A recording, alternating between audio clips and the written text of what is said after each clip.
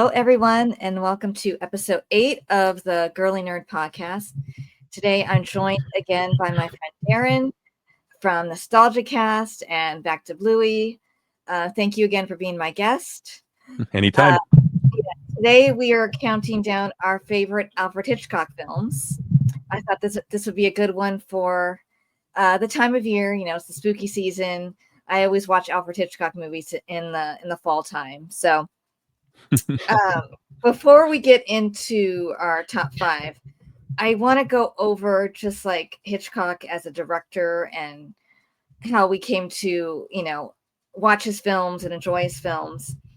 So for me personally, when I think I was a senior in high school, I took a film class, and the teacher, she showed us a few different Hitchcock films and taught us about like his style and this angle means this and this angle means that, and things like that. And so that was my introduction into his films, and I liked them, but over the years I grew to appreciate him even more.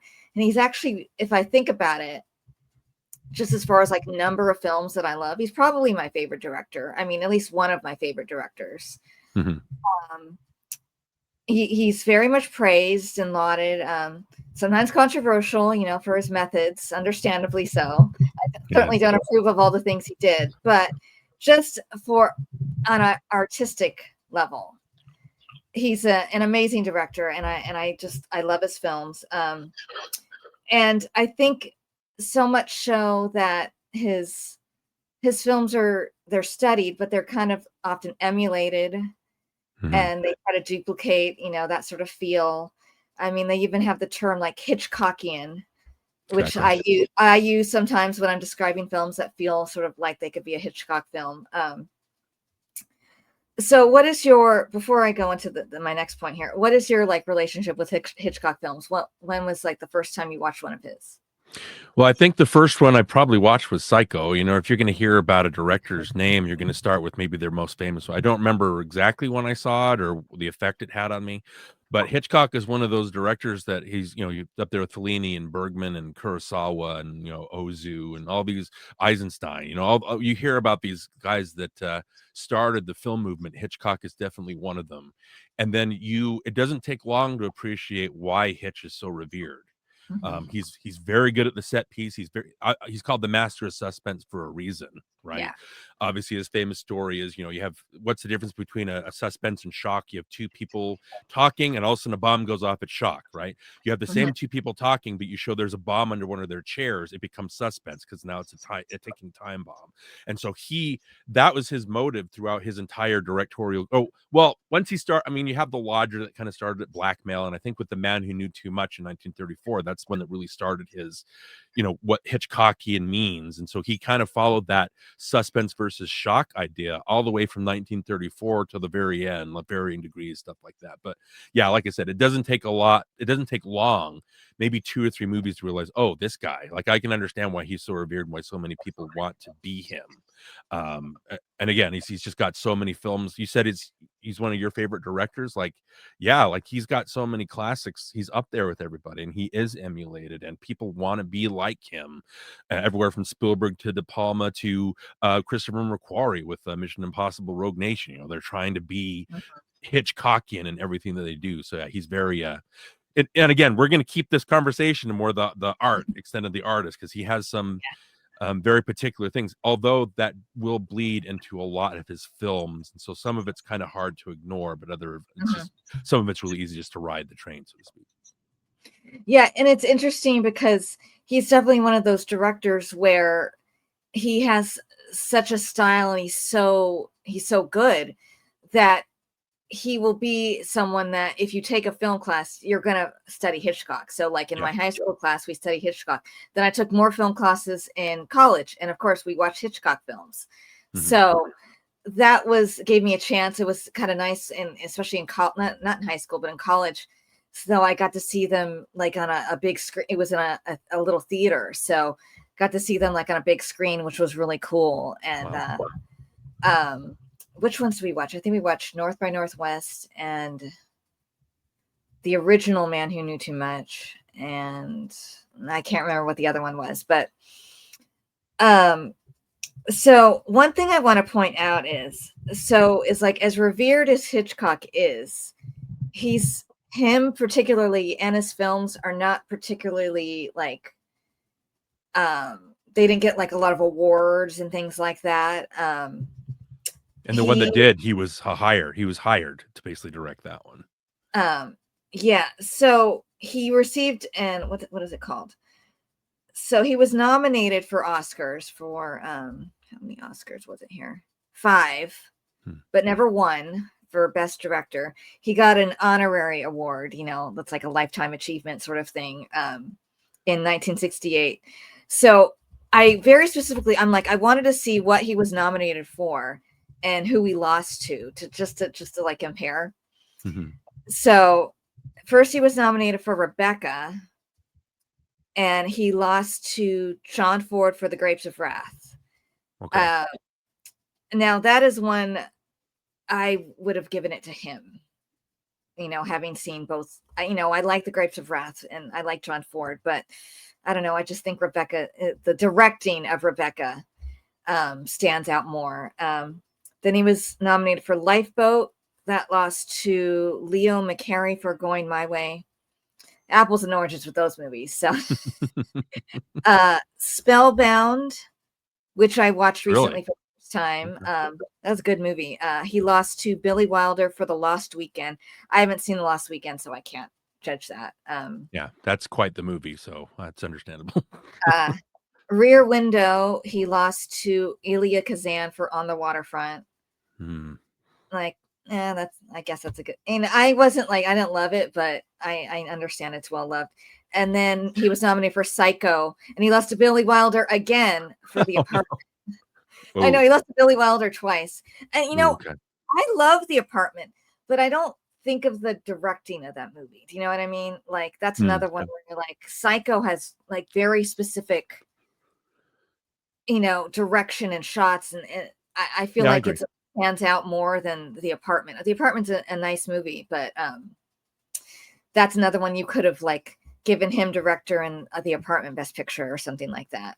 I can understand why you give it. Oh, go ahead. No. I think it's specific shots for The Apartment. You have the deep focus of, obviously the office buildings, things like that. But it's mostly a romantic comedy, which is not to denigrate romantic comedies. But if you have Jack Lemmon and Shirley MacLaine, that's what you think of. You don't really think of that as directed so much as, just charmed.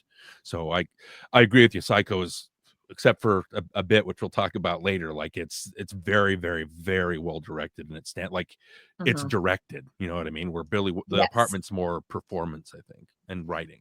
Yeah, I agree. So then I also looked up just like his films in general. Got like 46 Oscar nominations, but only 6 wins. Ooh, okay. So that's not a very good ratio. No. And the things are kind of like, some of them were big and some of them were kind of like just like technical things. So the big one was that Rebecca won Best Picture. And so that was nice. And then it also won black and white cinematography. And very well deserved for that. And then Joan Fontaine won Best Actress for Suspicion. And she's good in that. I for some reason I thought it was for Rebecca. And then I'm like, oh no, it's for Suspicion. Okay. Yeah. Because she's really good in both movies. Then Spellbound won for the score.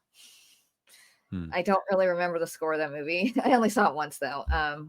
That's one where we worked with Salvador Dali for a lot of the image, like your dream sequences. And that's really cool. Yeah, that was really neat. To Catch a Thief won color cinematography, which funny.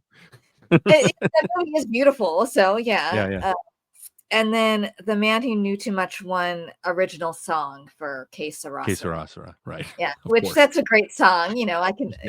I like that one.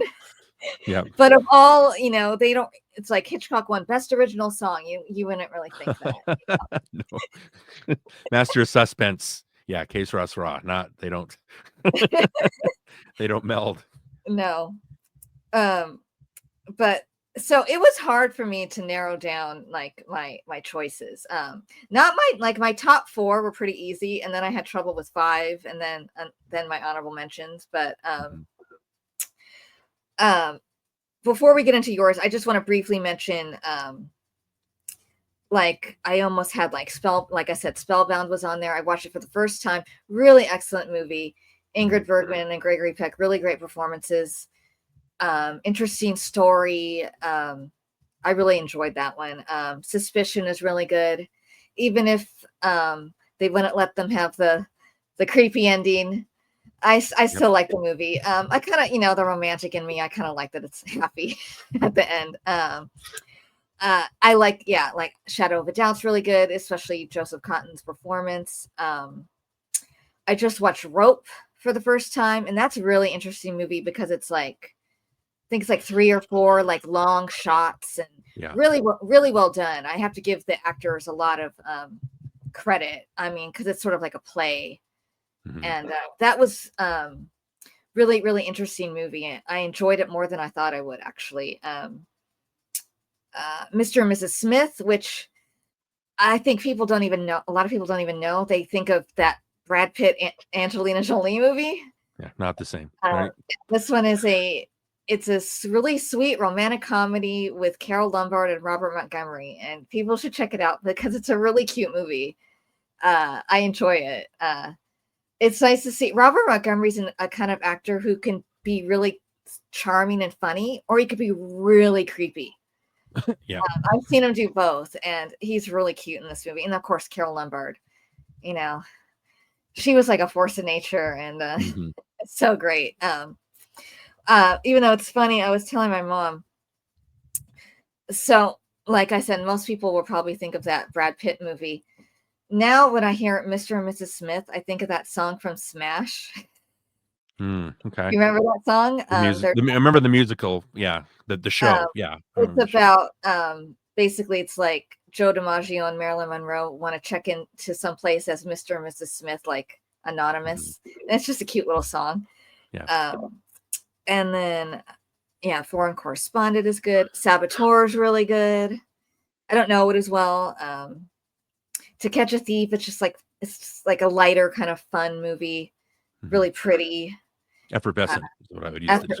I like Grace Kelly's movies. The ones that she's in are just like she wears the most beautiful clothes. I watch those movies and I'm like, I just want to wear everything she's wearing, and she's just so beautiful.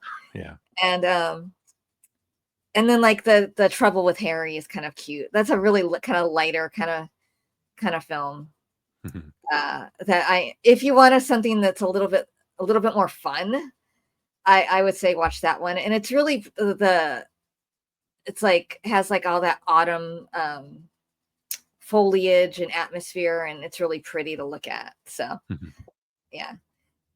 so why don't we talk about some of your honorable mentions? Well, it's funny because again, I'm weird when I organize these top lists, because I'm more.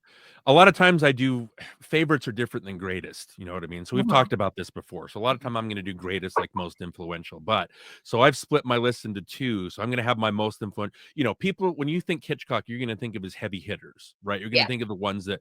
So what I got addicted to with Hitchcock, and this is what people don't realize. Yeah, he's the master of suspense, but he also is so good at putting these little like 2-hour, 1.5 hour to 2-hour pocket entertainments that just whisk you away to something so fun. And they're mostly spy thrillers, but they're mysteries. And again, they revel in that suspense, but they're relatively small compared to his big pictures, if that makes any sense.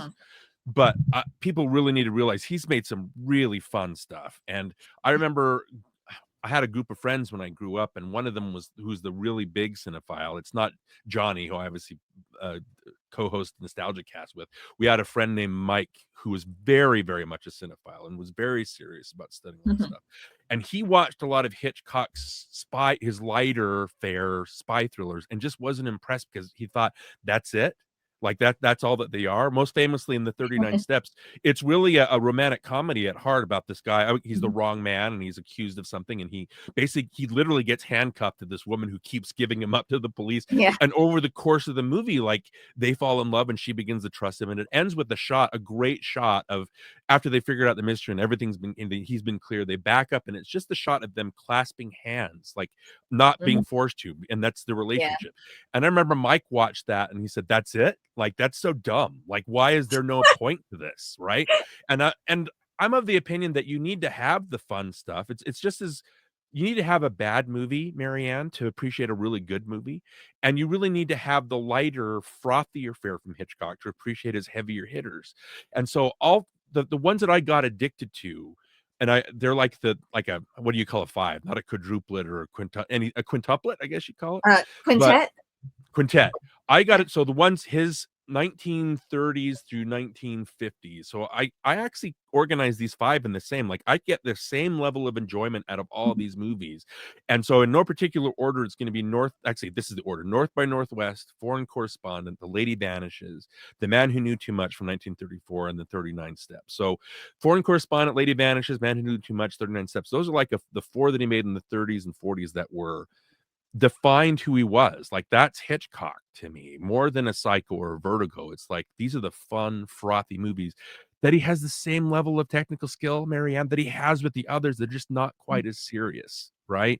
And so North by Northwest is famously like the first James Bond picture. Like, it was a James Bond movie before James Bond was a thing. Foreign Correspondent, which you mentioned, is Joel McCrea. It's really fun. It's got George Sanders in it. You mentioned Robert Montgomery could play really creepy or really like fun, and I think George Sanders is one of those. He's in Rebecca as a really like loathsome, kind of despicable character, but then he also shows up in Foreign Correspondent as this really fun, likable. So it's fun seeing that. Lady Vanishes, it's again a suspenseful movie about a woman that disappears off a train, and there's a group of different characters who have their own reasons for kind of gaslighting the main character into thinking there's no such woman that existed, right? Either they're involved in a spy thriller involving the woman, or they have personal reasons that they didn't. And so it's trying to figure out where this woman's gone to. And it's like the opposite of 39 Steps. She like has this guy that doesn't believe her at first that eventually starts believing her. So that's fun. Man Who Knew Too Much, again, is, we might talk about that in a little bit, but it's like I said, it's the first real Hitchcockian movie that he basically built on for the rest of his career. And then, like I said, 39 Steps is so fun. Marianne, these movies are so fun. It's like, take 80 minutes, take 2 hours of your time. North by Northwest thing is a little bit longer, but take some time and just get whisked away to these fun little pocket worlds where you do get caught up in the wrong man convict. You do get caught up in like the romantic kind of background spy thriller stuff. These are just, they're so great. And those are the ones that I got addicted to, even though they're not the ones that I take as serious. Like, you look at a cinephile and you're like, oh, these are the ones that matter. You know what I mean? I think that my top five are just as important as his lighter, frothier movies that I just mentioned. They're just so fun. Like, don't just focus on the ones that he's most famous for. Focus on the Foreign Correspondents or the Lady Vanishes, the ones that made him famous without the ones that kind of made the Hitchcock name, I guess you could say. Yeah, well, I'm going to hold up on my thoughts on North by Northwest because that's on my list. But as far as the other ones, so I watched the 39 Steps and the Lady Vanishes for the first time, like this past few weeks. And so the Lady Vanishes, I love movies where it's like it's like they know something and everyone's trying to convince them that what they think is true isn't true. And it's like, someone has to believe me. Someone has to believe me. It almost lost me at the beginning because I thought the beginning, I'm like, okay, what is going on here? Yeah. But once they got on the train, I'm like, okay, then I was like invested. So the beginning I thought was too slow and almost unnecessary. But once they got on the train, I'm like, oh, this is good. And I had seen like a remake of it already, so I was familiar with the story. But they actually changed the ending in the remake. So, but I enjoyed that. And the 39 Steps, I didn't know what to expect. And that was good too. I would say the only thing that bugged me a little bit was he kind of was like manhandling her a little bit too much. Yeah. Oh yeah, absolutely. And I'm like, and like, I don't Early think, signs. yeah, I'm like, oh, I don't really like that very much. But and I'm like, come on, just believe him. Where she just kept just yelling. It's like, come on, woman. She was bugging me a little bit. But once they get into like the hotel room and she's like finally realizing, okay, I think his story has credibility. Then I'm like, okay, this is better. And and then For Correspondent, like I told you before we started, I haven't seen it in a really long time, but I do remember really, really liking it. I love Joel McCrea. I think he's a wonderful actor, very underrated. He's good at comedy and drama. Very good in this movie. You need to watch that one if you haven't. I love The More the Merrier. That's my favorite with him. But Foreign Correspondent's interesting because I feel like it was sort of like almost like propaganda a little bit, like kind of like, let's get into the war effort, but not in the like obnoxious way, in a understandable way for the year it was made. And it's kind of fun seeing Edmund Gwen playing someone so horrible if you're used to him as Santa Claus. Yeah. Yep. And like, he's trying to kill people. Yep. And like you said, George Sanders is I love him. He's one of those, he can do really charming or really slimy, and he's good at both. But so my honorable mentions, the first one I want to talk about is Dial M for Murder. That's based on a play, and you can really tell by the way it's filmed. I love the color in that movie. It was shot in 3D too, right? That was the gimmick, I think. Oh, you're right. Yeah. I mean, you can't really tell that when you're watching it now, but not as much. Yeah. Right. Some other movies of the time you could tell, but not that one as much. Yeah, the color and like the character dynamics are really interesting in that movie. So I think it's funny that you're like sympathizing with the characters that were like having an affair. Those are like the protagonists. And it's like you don't justify what they did, but I think it's because Ray Milland's character, it's for anyone who doesn't know. So Grace Kelly is married to Ray Milland, but she had an affair with Bob Cummings. But Ray Milland is like so cold, and he's almost like diabolical and giddy with the way he's trying to plan her murder. It's creepy. That he's taking like so much pleasure in it that of course you're going to sympathize with her. But I think it's interesting how they put her in this beautiful red dress, not just to make her look beautiful, but then they put her in this red dress when Bob Cummings shows up. So it's like, and they're talking like they don't know each other almost. Yeah. But then when she's almost killed, she's wearing white, pure and innocent. So I just thought that was really interesting. There's something about Grace Kelly that she has such poise and beauty, and she makes everything just look so effortlessly graceful. I mean, she fits her name basically. Yeah. Yeah. Kelly? Yeah, absolutely. Yeah. But yeah, I just really love that film. And I think it's so funny that the detective in that movie, his name is John, the actor's name is John Williams. Not the he's not the composer. And he plays almost identical character in the movie Midnight Lace with Doris Day. Have you seen that movie? No. Interesting. It's a very kind of Hitchcockian movie. It's Doris Day and Rex Harrison has a very similar kind of plot.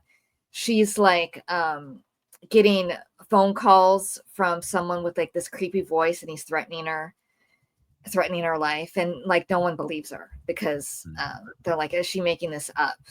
And there's a twist in it. I won't spoil it for you, but that John Williams, his character in both movies is like almost identical, and where he's almost like not believing the woman, and which was not like unusual for that time period. Sometimes, they're just being hysterical, they're just doing it for attention, things like that. But the end of Dial M for Murder is so satisfying when they figure it out, and thank God, he doesn't get away with it. Yeah. Do you have any thoughts on that movie? No, like you said, it's kind of play-like, and you mentioned Rope, which again, a lot of people like to put Rope as their favorite Hitchcock, which I guess I understand, but like Rope is famously an experiment. Like Hitch was trying to do make it seem like one shot. I have a problem, Marianne, with those movies because my mind just automatically plays a game of spot where the cut is, right? And so I can't get involved in those plots because I'm aware that it's a trick. So something like 1917, which I call the greatest video game movie adaptation ever made, it feels like a video game. And every time I'm watching the whole thing, oh, there's the cut. There's the cut. And so I don't like watching those movies because my brain, I'm more, what is it, right brain? I'm more the side of the brain that I don't like, where I'm not enjoying it. I'm just analyzing it because it doesn't, I want to be whisked away. I don't want to be made aware a lot of the time that I'm watching a movie. And even Hitchcock famously said that, oh, it was I was trying to experiment and it didn't work. So I get if you like that, it's very clever, it's very movie-ish, but to me, my mind just can't adjust. Dial M for Murder, the only thing that holds me back, and you're right, it's very satisfying. The guy obviously can't get away with it, production codes, whatever, but no, it is very play-like. It seems like a play. Like it's a lot like Wait Until Dark, where it seems like it's on one, and again, I'm not denigrating Wait Until Dark. I think it's one of the greatest horror. I'm just saying that it feels very play-like. It's all in one set. You're aware what they're doing, but it's still, I think it works as a suspense piece. My other honorable mention was Psycho, and I know that's on your list. So we'll talk about that. So yeah, that was the first movie I saw of him. Of course, that's the first, Hitchcock movie someone's going to show you. Yeah. So I think I didn't fully appreciate it, when I first saw it. I was only like, how old was I? 16, 17 years old, So my taste hadn't really, they weren't that broad back then. So as my tastes have expanded, I've grown to appreciate the movie more and enjoy it more. I just love how like shocking and bold it is, especially for the time period. And I like to imagine what audiences thought of it, because it was so kind of like shocking. And it was interesting how they wouldn't let people in the theater late. Yeah. Because of that. And I think Anthony Perkins is so good at being really disturbed and creepy, and where you think, man, maybe he's not so bad. And then you're like, oh, no. Yeah. And it's, I know it was a big deal that like the star of the movie is killed, how far into the movie is it? It's not that far. And then she's gone. It's, what is it? Maybe like 40 minutes or something like that. It's halfway into the movie. Yeah. And they pull the rug out from under you. Yeah. And they do a switch. Right. I do think the end's a little bit maybe too explainy. But I'm very forgiving of things like that. I feel like it's like almost like they had to, because it was sort of like uncharted territory of what they're, portraying, for audiences to fully understand it. I guess they had to do that, but yeah, it's a great film. I love the scene in where she's driving with the windshield wipers and how the score, is going back and forth, and it's like going with the beat of the music. I'm like, that's fantastic. I mean, that's maybe like my favorite scene in the movie, honestly. I think it has such a great feel to it.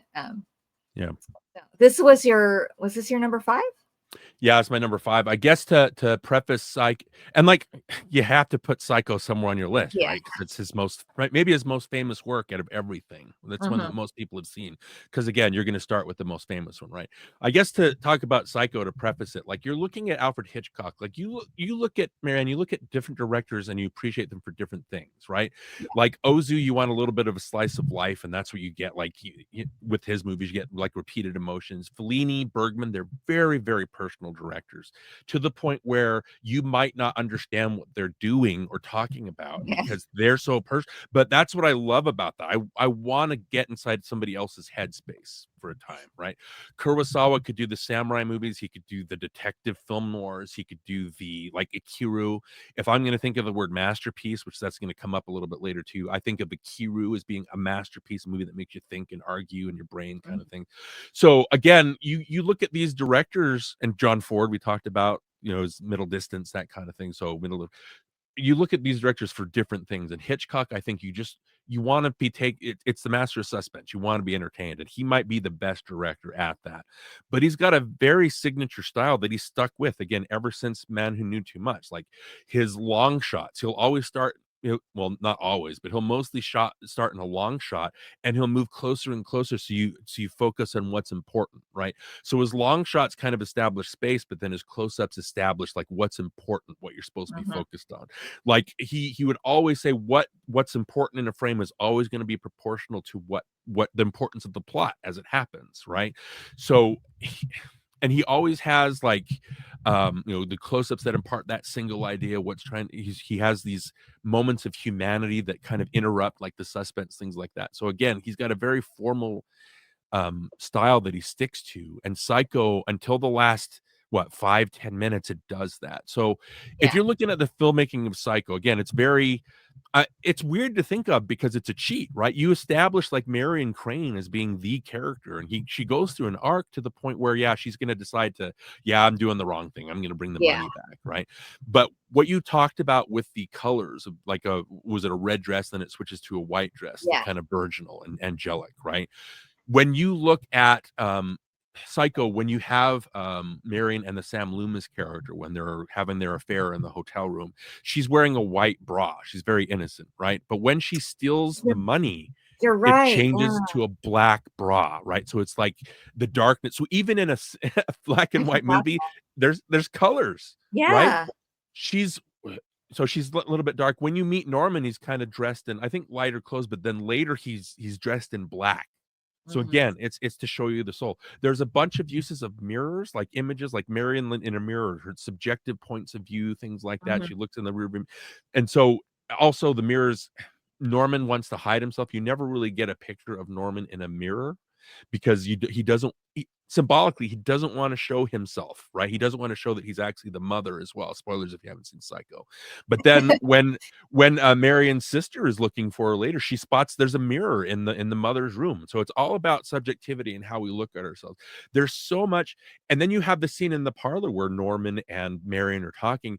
And I love a scene where it's just a one shot, two shot of just them talking, just random stuff. When Marion mentions maybe you should put your mother in a home, right, or an institution. Right. First of all, Norman, ironically enough, is a taxidermist, right? He's got all these animals around his parlor that have been stuffed and that are kind of watching them, including an owl that's kind of like a bird of prey, basically watching. But when Marion mentions the institution, all of a sudden the shot construction switches, and it's a shot from underneath Norman, and you can tell from the shot and from Perkins's performance that he's disturbed by what she says. So the conversation now takes a turn, and you get that visually, right? So I love when movies do that. Again, I love how, you know, the shower sequence, it's very famous. Saul Bass, I think, might have even directed that part, or really Hitchcock took the inspiration from that. But the way that the editing mimics the knife, you know, the stabs, you know what I mean? It visually takes on, it's a violent scene, even though you don't see any blood, you feel it.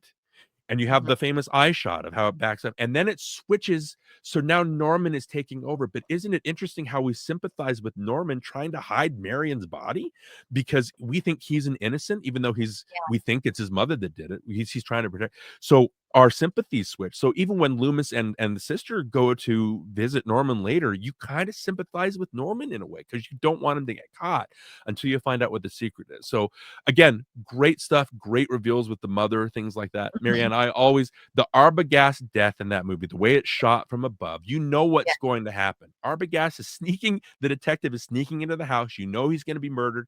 You see him climbing the stairs. You see the door to mother's room slowly open.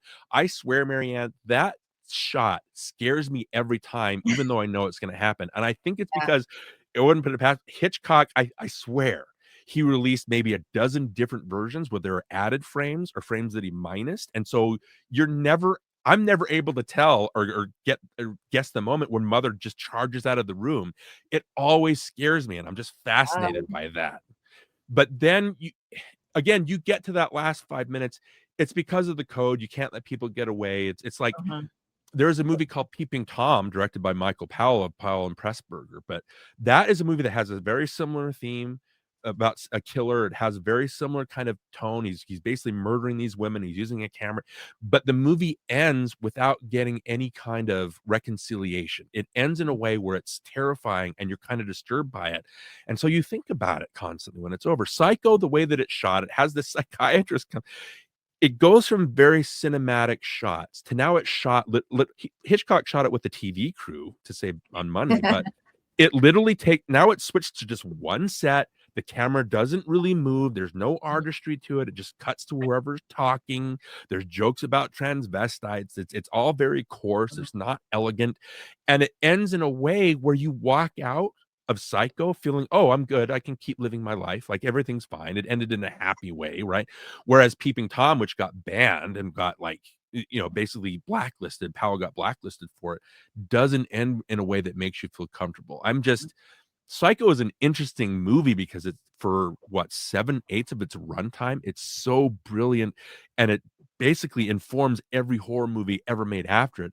But then you Yeah. have this totally dull 5-minute lackluster scene where they explain everything, and you don't need it. You're checking your watch. Like, when is this over? Luckily, they have the shot of the mother's voiceover with Norman in the room or Mhm. whatever, and has the fade away with the skull. So that ends in That a cool way. yeah, But yeah, you know what I mean? It's a very yeah, interesting formal movie that ends it's just a cop out. Those last 5 minutes are just a cop out.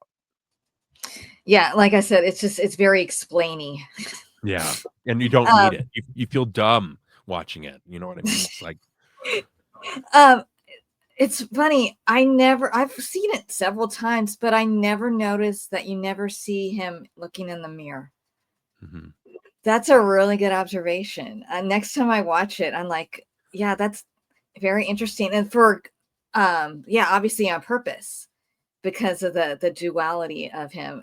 mhm, I remember, I think it was Martin Scorsese talking about Psycho, where he was talking about the scene where Arbogast is talking to Norman and he's showing him the guest book, mhm, and he like clicks on the lights outside, and it cuts to that, and Scorsese is like, that cut, that's the knife.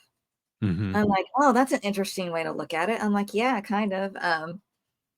And um so the scene, and then the scene where, yeah, he falls down the stairs after he's been stabbed. um the Blu-ray I have has two different versions of the film, so Okay. it's like, is that, I usually only watch one of them. So is that maybe what you're talking about with the different amount of frames or something? I Is don't that know. I just feel like I'm trying to explain to myself why that shot scares me. The moment where she comes charging out, I jump every time. And I'm like, why did I well, jump it again? is I know scary. that it's happening, But I just swear that he took out certain to make the pacing. So any version you watch, you're just not ready for when she Yeah. pops out. It either happens a beat past when you think it's going to happen, or happens a beat too soon. I swear I wouldn't put it past him that that's what he did. The guy's such a like playful kind of guy. Well, there's something about the way, because it's an overhead shot, that I think makes it scarier. Yeah. I don't know. I think it does for sure. Well, the movie's about being kind of peeping, right? It's about like Yeah. you're Oh, watching sure. people. Yeah. So the way that it's like that, it's literally again, everything is so beautifully thematic with that Mhm. first 7/8, and that's what I'm talking about. When it switches to some arbitrary scene that's shot arbitrarily, it's like, what happened? Like, what? How come did we switch to a different movie, or was Hitchcock off that day? But yeah, it's Yeah. very, very voyeuristic.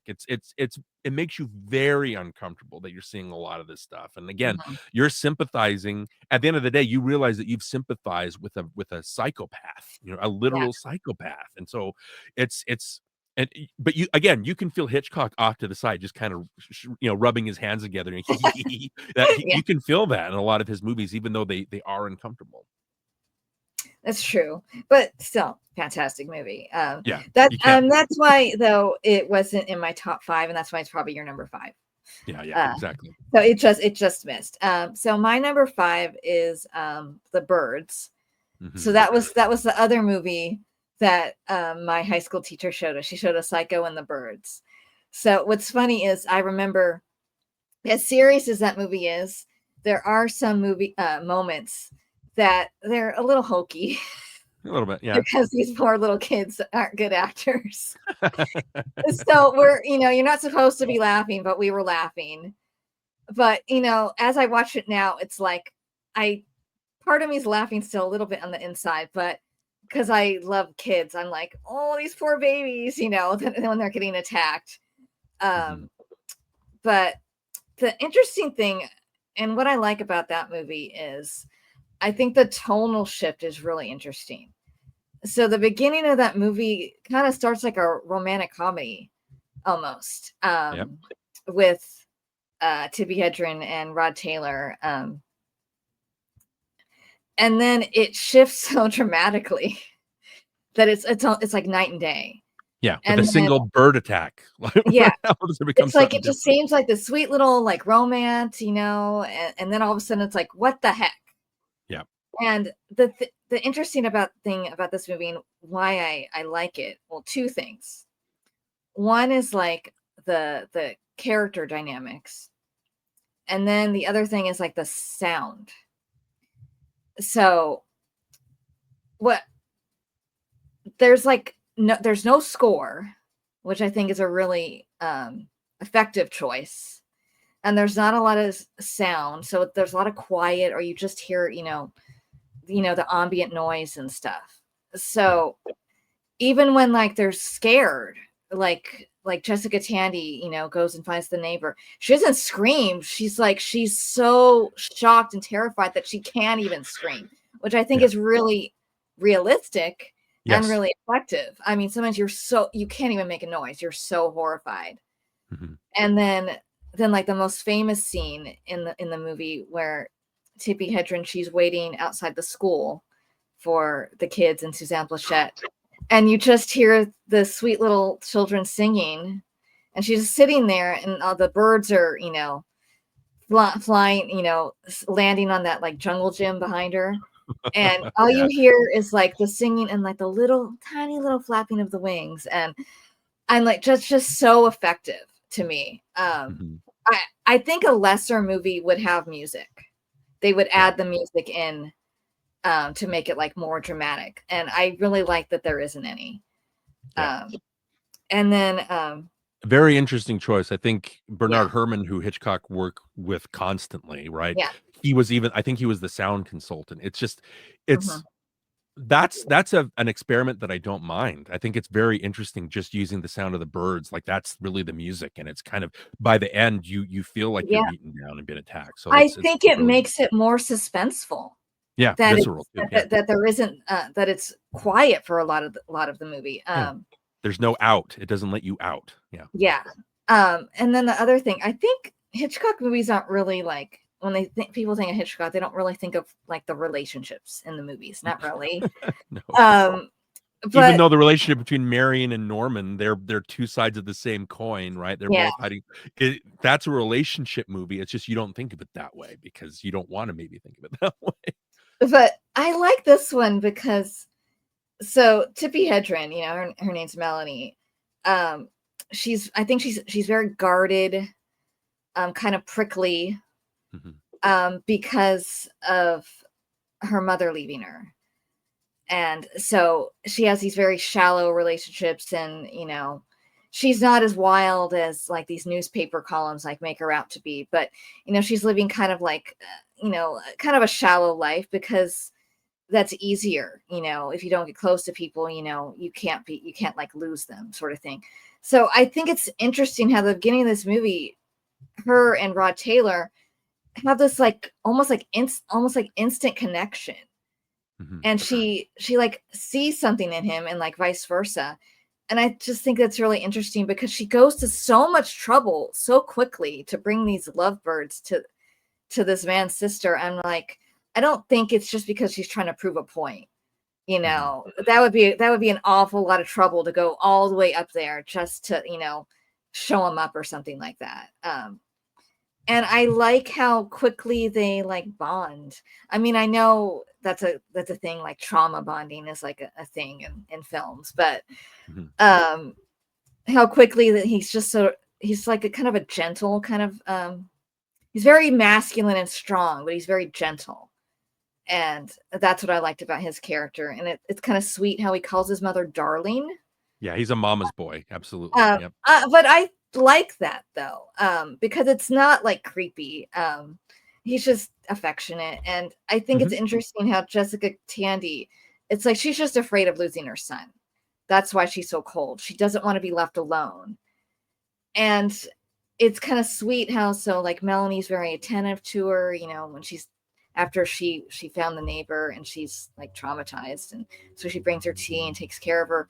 And then Jessica Tandy does the same thing to her when Melanie's like very traumatized after the birds attacked her, and she's being very gentle and motherly for her. It's like that's what she wanted. It's like what she was seeking like for so long after her own mother left her. And Mhm. so that's what I like about the film. And then just I like that you never know why these birds are attacking.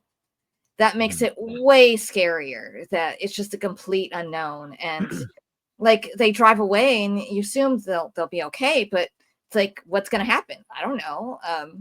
Is this happening anywhere else? Or Yeah, just here? and Right. I like that it ends just like that, so abruptly. I just think Mhm. that makes it creepier and scarier.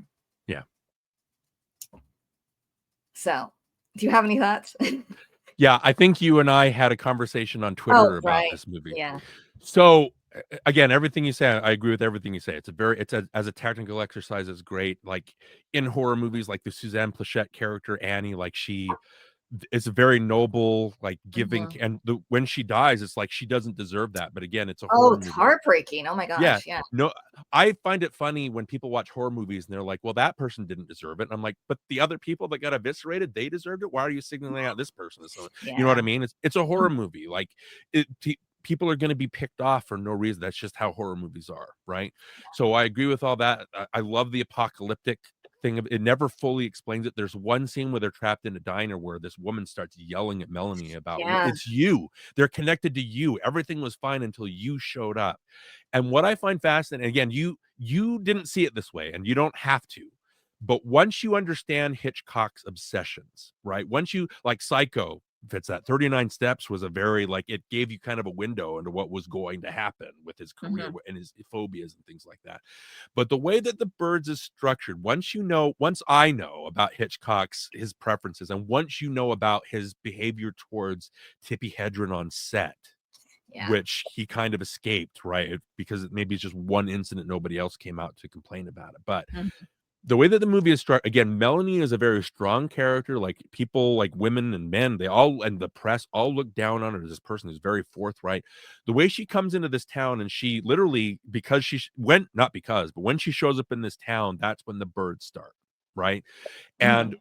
what the movie does something very, very strange, especially if you're looking at Hitchcock's history, Yeah. where Melanie starts off as very strong, very independent. And over the course of the movie, she's beaten down. People are yelling at her. She's attacked by birds. She becomes more human in a way. She tries to save the kid. She feels bad for Annie and all that stuff.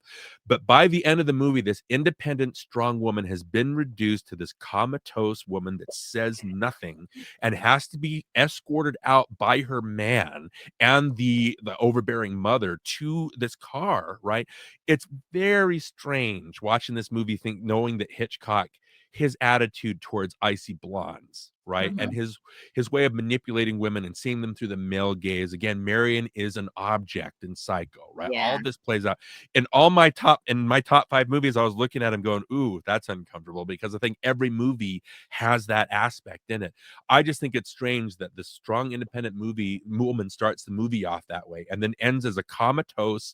She can't even speak words. Like she can't even walk on Mhm. her own. And so that part of me is like, I don't know. Like I appreciate it as a technical exercise. And it is the scene you talked about outside the school. That to me is the definition. Actually, every Hitchcock movie has a definition of suspense. How she doesn't Mhm. know that these Yeah. birds are gathering, and you just know, oh, shit is about to go down, you know what I mean? And you sense it before she does, to the point where it's almost agonizing because it goes Yes. on for so long and she doesn't realize until it's too late. But all that, the technical stuff is just fantastic, even though you can't see the shadows of the birds for a lot of the time because again, it was very primitive, the special effects. But Mhm. yeah, I don't know. Like I can watch it on one way and appreciate the technical stuff, but when I look at the personal side, when you try to explain it, it's like, oh Mhm. boy, like it gets a little uncomfortable, but you don't have to look at it that way. Art Yeah. versus artist, I guess. Yeah, I don't, only because I feel like some of that quote unquote like strength and independence is kind of a mask. Okay, good. Um, because yeah, like I said, because I think she's very guarded Yeah, with her emotions. she's more vulnerable than she lets on, right? Yeah. Like Right. she doesn't want to be she doesn't want to be vulnerable because that opens yourself up to being hurt. Yeah. Um I it does make me uncomfortable when I watch that scene knowing what happened to her, in real life. I don't like that. Hmm. And I know that was somewhat, not completely, somewhat of an isolated kind of, incident because other people praise him and say, "Oh, he was so great, I can't believe he did this." It's very strange that they that he did that Hmm. because of course she would have had a negative reaction. Of course, yeah. It's almost like it's real what you're watching. Hmm. But I still like the movies. Yeah. Well, when you think of Hitch's his relationship with his wife Alma and how she was his closest collaborator, like it's Yeah. like it doesn't make sense. But then a lot of these creeps, these creepos out there, their behavior doesn't make sense. You know what I mean? So it's kind of hard He's to. just a strange bird, I think a lot of Yeah, the yeah, time. right, right. Even And though Grace Grace Kelly, I Kelly think. does the exact same, she says the opposite about him. Like she Yeah, just yeah, loved him. So yeah. you're like, Hard to I don't say. know. I know Grace Kelly was gonna be his muse for a while, but then she decided to go the royalty route, and so he Yeah. kind of resented her for that, for kinda leaving him, and I think he had a hard time finding somebody to replace her, but, like, Mm, I don't know if he treated her terrible on set. The only thing that's uh, Marianne, I say the only thing, I'm saying that like I'm excusing yeah. it, there's no excuse for it, No, there but isn't. There it isn't. means that's you feel like more of that should happen and people just aren't saying anything. I think that's what's Mhm. going on, but it's just an yeah, it's a Nicky situation. It is. But there's so much, especially in old Hollywood, where these people weren't the best of, or they weren't the best of people, Mhm. Yeah. and things that happened, you certainly wouldn't hear about that now. I mean, at least you hope that those sorts of things wouldn't happen anymore. They wouldn't be able to get away with some of that behavior. Yeah. So it's like you have to, sometimes you have to separate the art from the artist Yeah, in order and for that's you. personal. That's personal. You do that I how know you need I to do it. know some people can't do that. Yeah, and that's I fine. I would say 99% of the time I can. Occasionally I have trouble with it, but Mhm. in this case I can. Yeah. Well, it's good that he's dead. Yeah, that helps. Yeah. You can admire from afar, sort of Yeah, thing. absolutely. Um, so what is your number 4? So my number 4 is Rear Window. I think Rear Window is maybe it's the greatest example, number 1, I think, of subjective filmmaking. Everything is shot from LB Jeffries, like everything is shot from his perspective. You're literally stuck in that room with him. You Mhm, never leave that room, and it's as a formal experience. It's brilliantly structured. It feels very claustrophobic and tight in.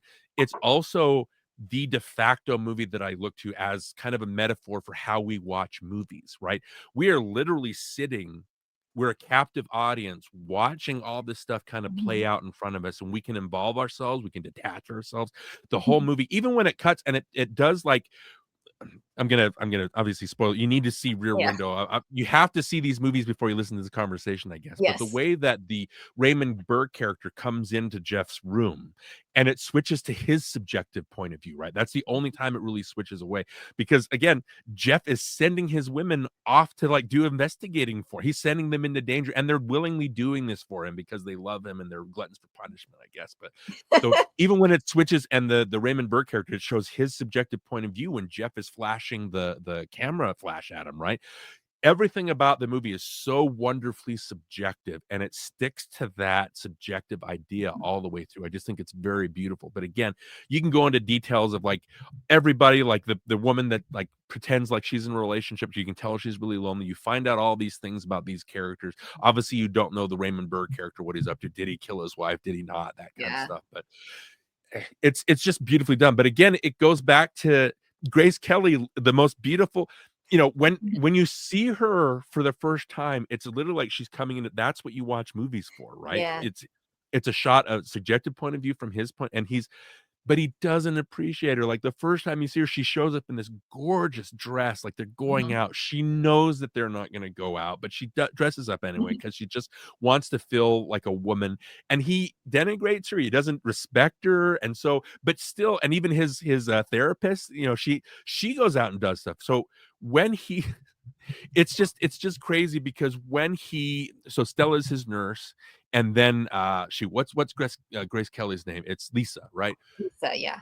He sends her, she willingly goes out and risks her life, right, to Thorwald's apartment, and he watches this play out helplessly. He can't do anything, but Jeff is the guy that sent her out there. Like, if she dies, that's on him, right? And she should leave him because he's not involved with her. You know, he's not there mentally or emotionally with her, and she knows that, but she's holding on to. You know what I mean? It's just again, it ties into that Hitchcock perspective of, you know, the woman is always looked down on. She's like secondary to the man's point of view. I think it's funny that Jeff is more turned on by the fact that he can watch these.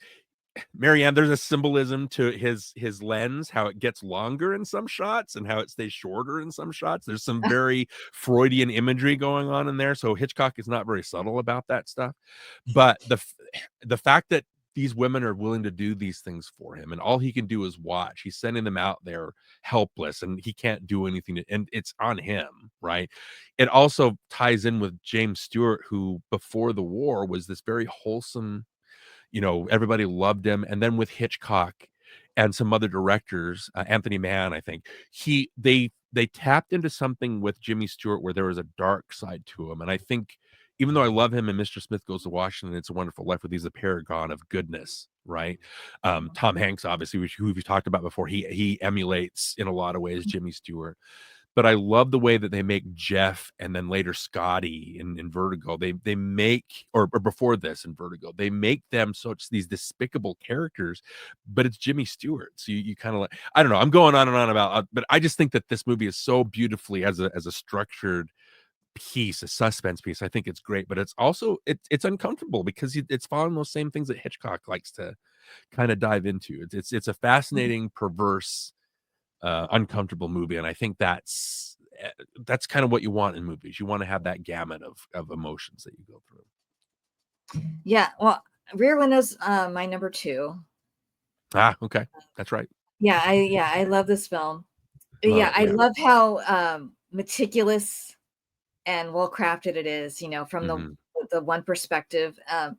I love that it's, you know, it's in this one location. You know, you see other apartments, but you know, it doesn't go very many places, you know. It's all on a set. It's very controlled. Like Hitchcock, but it's never boring though.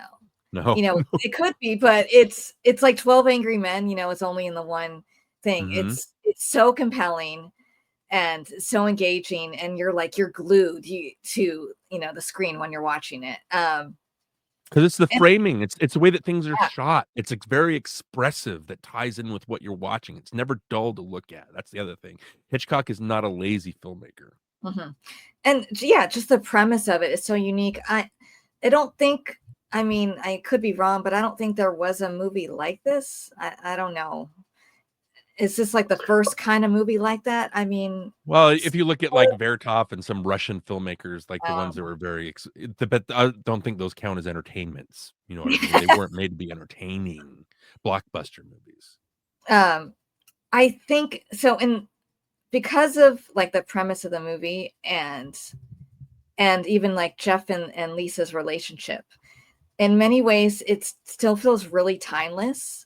Like how voyeuristic it is, and the problems they have with their relationship, you know, because they're like opposites and stuff. And he he doesn't necessarily appreciate her, or it's like he loves her, but he's like, you're too perfect.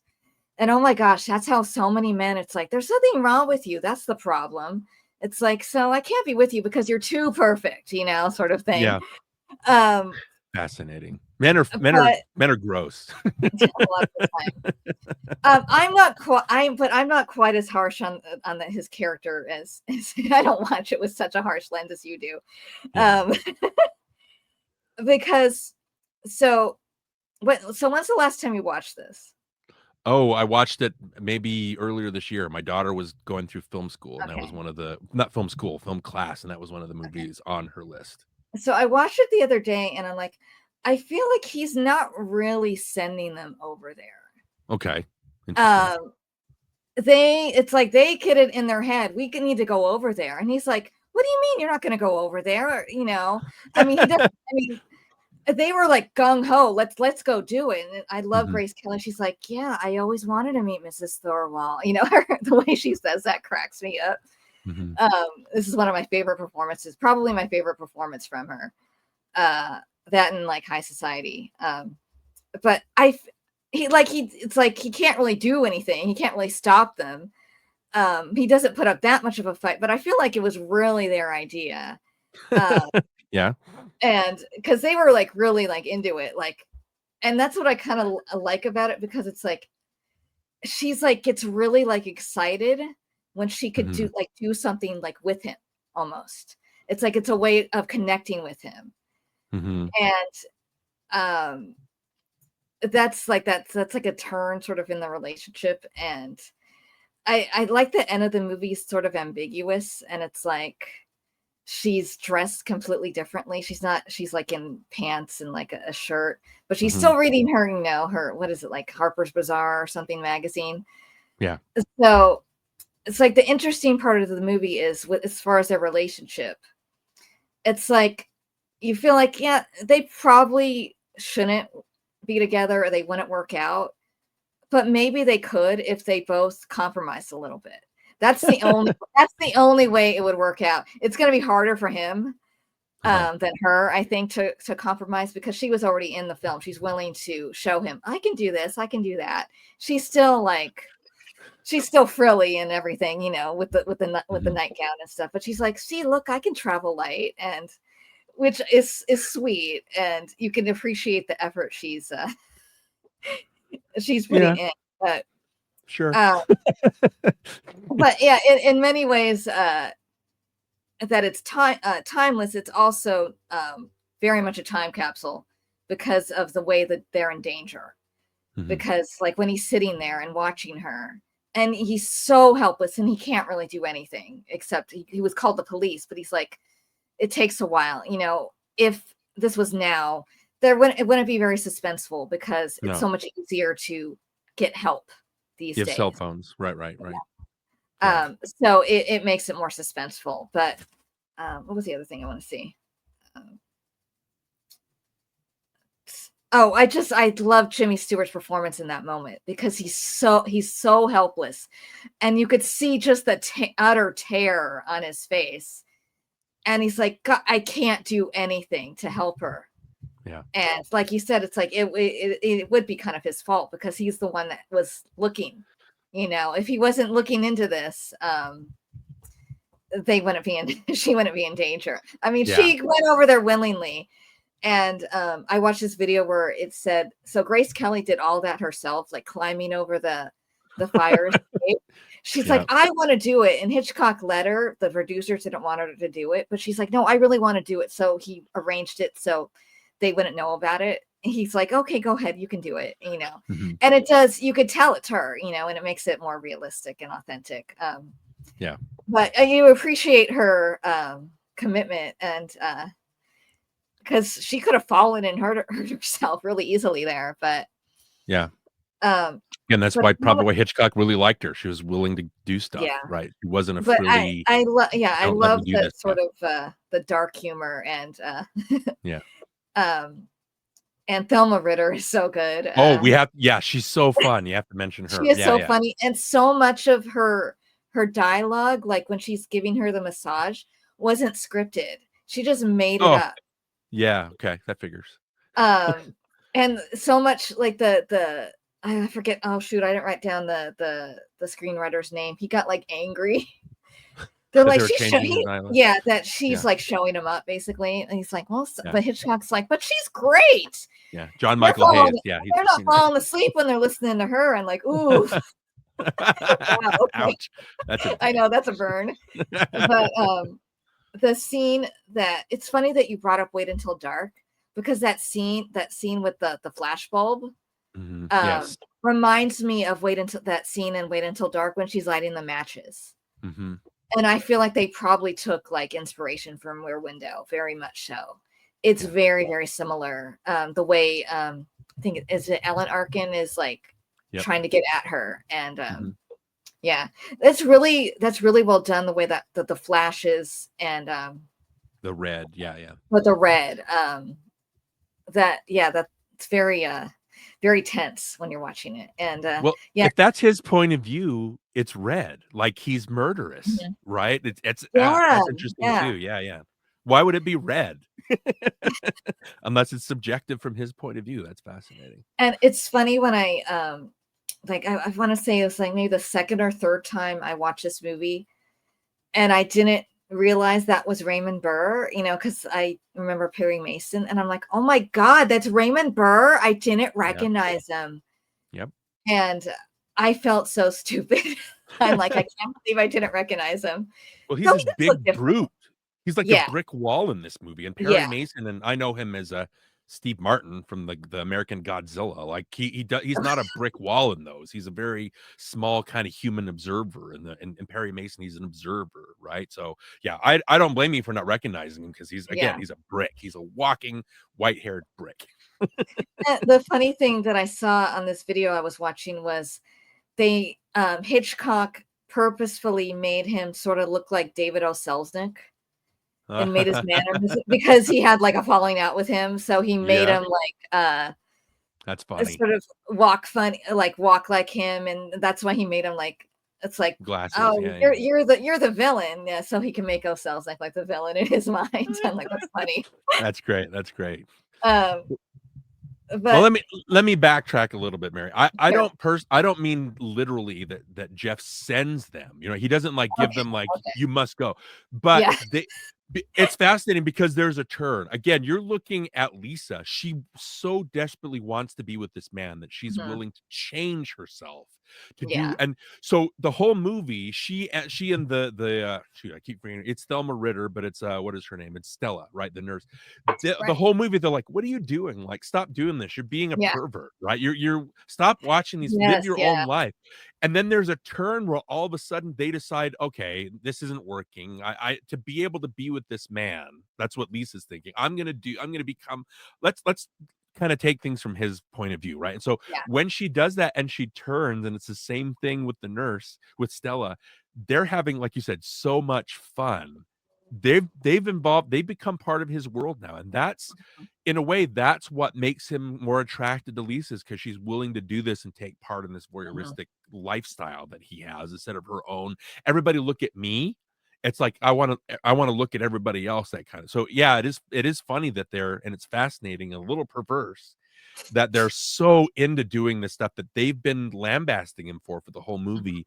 There's just the point where they turn and they decide to go with it. And as an audience member, I think you're like, because he's not sending them out there literally, but they're doing this willingly because they are getting caught up in this world. Lisa's doing it because she wants her man to love her, so she's doing the things that he's doing. And so that's again what makes it. And he says, like, don't go over there, but it's like in a way he can't, so he has to live vicariously through them doing. Again, this whole movie, the way that it plays with subjectivity and the way that it looks at how we watch movies and being a part of these people's lives, it's just, there's so many layers to this, and that's what makes Rear Window such a like you said, timeless, and it's such a classic because it works in so many different levels. It's beautiful.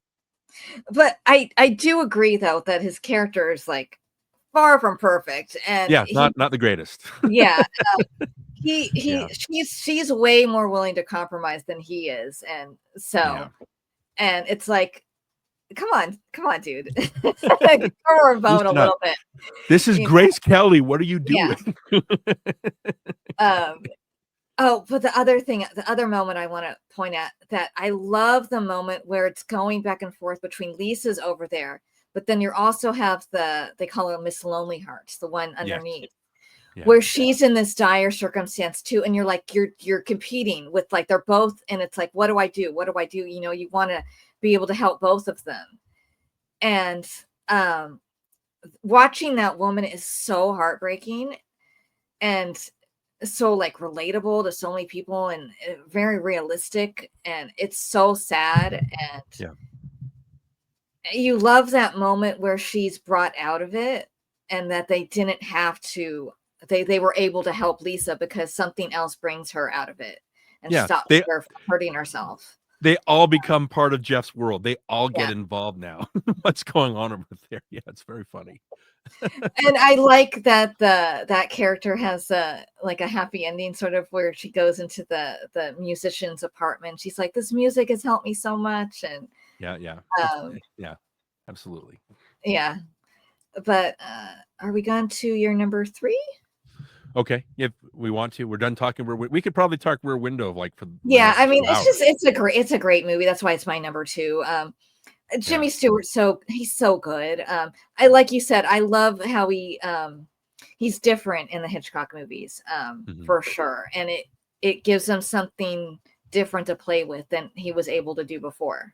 Yeah, for sure. Yeah, so it's seeing him reach these different kind of levels inside himself, and he's so good at it. You know what I mean? So that's kind of what. So my number 3 used to be my favorite Hitchcock, because I was just, the first time I saw Rebecca from 1940, I was just enamored with the way that he took basically a gothic romance novel and made it suspenseful. Like, everything about the characters, like Maxim, like, you don't know what he's up to until maybe 3/4 of the way through the movie, that kind of thing. So he made it very gothic. He made it very eerie. He made it very subjective. The way that you see Mrs. De Winter, I think that's what we call her, because she doesn't have an actual name, like Joan Fontaine. Like, she just, the way that she walks into Manderley, and she famously, I think they did like matte paintings, and you just have these grand arches, these grand staircases, these grand rooms that she's kind of getting swallowed up in. And so the production design kind of shows you that she's being entombed. But I didn't know until later that this was actually a job for hire. Like, O Selznick, who, if people don't know who David O Selznick is, the people today just think of Kevin Feige. That's who David O Selznick is, right? He's in charge of all these movies. When you didn't watch Rebecca for Hitchcock, you watched Rebecca because it's a David O Selznick production, right? And so it's funny that the Hitchcock movie that won Best Picture, it's really O Selznick that's his movie, because he hired Hitchcock to do it. But, kind of right now, it's not as Hitchcockian. When I look at filmmakers, I really want to feel who they are. And so the 2 that are above this, I feel it's more Hitchcock than this one is. This one is not as Hitchcockian. But like I said, it's fascinating with the way he shoots stuff, the way he shoots Danvers, or Danny, whatever they call her, the way he shoots her character. There's a shot where it's funny how the movie starts off, again, kind of like a romantic comedy, right? The future Mrs. De Winter and Maxim, they get caught up in this romance. He's going to kill himself, I think, in the beginning. But then she kind of walks him, literally gets him off of that ledge and gives him a life to lead. And so it starts off and he falls in love with her. There's just something about her that he gets, right? And so it starts off that way. And slowly you start to realize, because I think Mrs. De Winter, she's working for somebody. And the woman doesn't really say anything until she finds out that Mrs. De Winter is going to go, the future Mrs. De Winter is going to go off with Maxim. And then she's like, you shouldn't do that, because he's still in love with his wife who died, right? He's not going to give you the attention that you need. And then it cuts to they show up at Manderley, and she's caught up in it. And it shows the shot of it's a wide shot, and you see all of the maids and all the servants and the butlers. But if you think about it, Danvers, Judith Anderson, she's not in that shot. All right. And then it cuts closer, And all of a sudden you see Danvers walk into frame. So she's almost like a specter, kind of like Rebecca herself is this specter that haunts like Manderley and haunts the characters, every single character. Danvers is literally like a ghost she's almost otherworldly, where she floats, like she's darker than her surroundings. It's a continuity error, but I think like Spielberg would do this a lot. Spielberg will cheat the frame and will cheat continuity to make a point, a story point, and make a character point. So when Danvers walks in, yeah, that's an error because we didn't see her in the shot, but it gives her a presence. Like, oh, she's not of this place. Like, there's something about this woman that's really odd and eerie. And so, like I said, just the way that Hitchcock shoots all this stuff, it has that very Hitchcockian lead where I love Joan Fontaine. I think when you mentioned that she won for Suspicion, like I thought so too. I was like, oh, she didn't win for Rebecca, because I think her performance in this is transcendent. She's adorable. She's mousy, but then I love how there's an adorable scene where she answers the phone for the first time. She's, oh no, Mrs. Danvers has been dead for a year, and then she hangs up. And she's like, oh no, like she does this thing. It's so adorable. But she's like Danvers literally almost convinces her to jump out of a window, right? She's a pawn for the movie, and she's so mousy and she's not independent. And it's awesome watching Fontaine become an independent, strong woman. The point where Maxim does that confession where he talks about how Rebecca actually died, instead of becoming this enigmatic kind of kind of mysterious, kind of almost threatening in a way, Olivier, right? At that moment, he becomes weak, and you see there's a balance shift where now Fontaine takes over the movie, and she's strong. She literally says to Danvers, I am the new Mrs. De Winter, right? I am taking charge of this. And I love seeing that as a performance. Whereas you watch Vertigo or you watch Psycho, and in a way you watch Rear Window, and you see these women that are very respectable, they kind of become a pawn of the man. You know what I mean? They become a plaything. And that's not fair, but that's Hitchcock. I just love that in Rebecca, you see how she becomes this strong, independent, like being where she's able to, I love that about this movie. And yeah, it's romantic, and there's where Olivier's confessing. It's shot almost like a soap opera where he's sitting at one moment, he stands up and walks somewhere else. But then it does this crazy subjective thing where the camera starts moving around the room as he's talking about their conversation. And you as a viewer are imagining the conversation, the argument, the confrontation that they're happening. So I love that. Even though Hitchcock was not 100% in charge of the movie, it was an Selznick production, there's still a lot of Hitchcockian stuff in here. And I just love that in a gothic romance, it still feels like a Hitchcock movie, even though it's not. Yeah, I love Rebecca. This was the one I asked if it was on your list. So I was debating what to put on my honorable mentions. Yeah, your number one is one where I was like, it didn't make my top 5, but I'm so glad that you have it on yours so we can talk about it. Yeah, I love Rebecca. So it's interesting. So I read the book in high school before I saw the movie. And so when I saw the movie, I'm like, oh, this captures it so well. Especially the scene where she comes down she was tricked into wearing this dress. Yep. And it's exactly what I imagined when I was reading it, the way it was filmed. I'm like, this is so well done. I love how it's like this grand house, but because of the way she feels, it feels like claustrophobic. Yeah. Like it feels like everything's like coming in on her. She feels like she can't be until the point you talk about. She can't be like big. She has to like shrink down because she can't compete with Rebecca. She feels like she's living in that shadow, and it's just so well done. I rewatched it, but it's like I feel like I don't have a lot to say about it. Yeah, I love the movie. I do. I think about the performances mostly. I really like oh my god, what is his name? Not Lawrence Olivier Sanders. No, the other one. Oh yeah, it is George Sanders. What movie am I thinking? Oh my god, am I mixing up a movie in my head? What? Oh my god, I was thinking of Gaslight. Okay. Well, I was thinking of Joseph Cotton. I was thinking of Joseph Cotton. Kind of the same movie. There's a similar scene in it. That's what it was. Because I watched that the other day too. Yeah.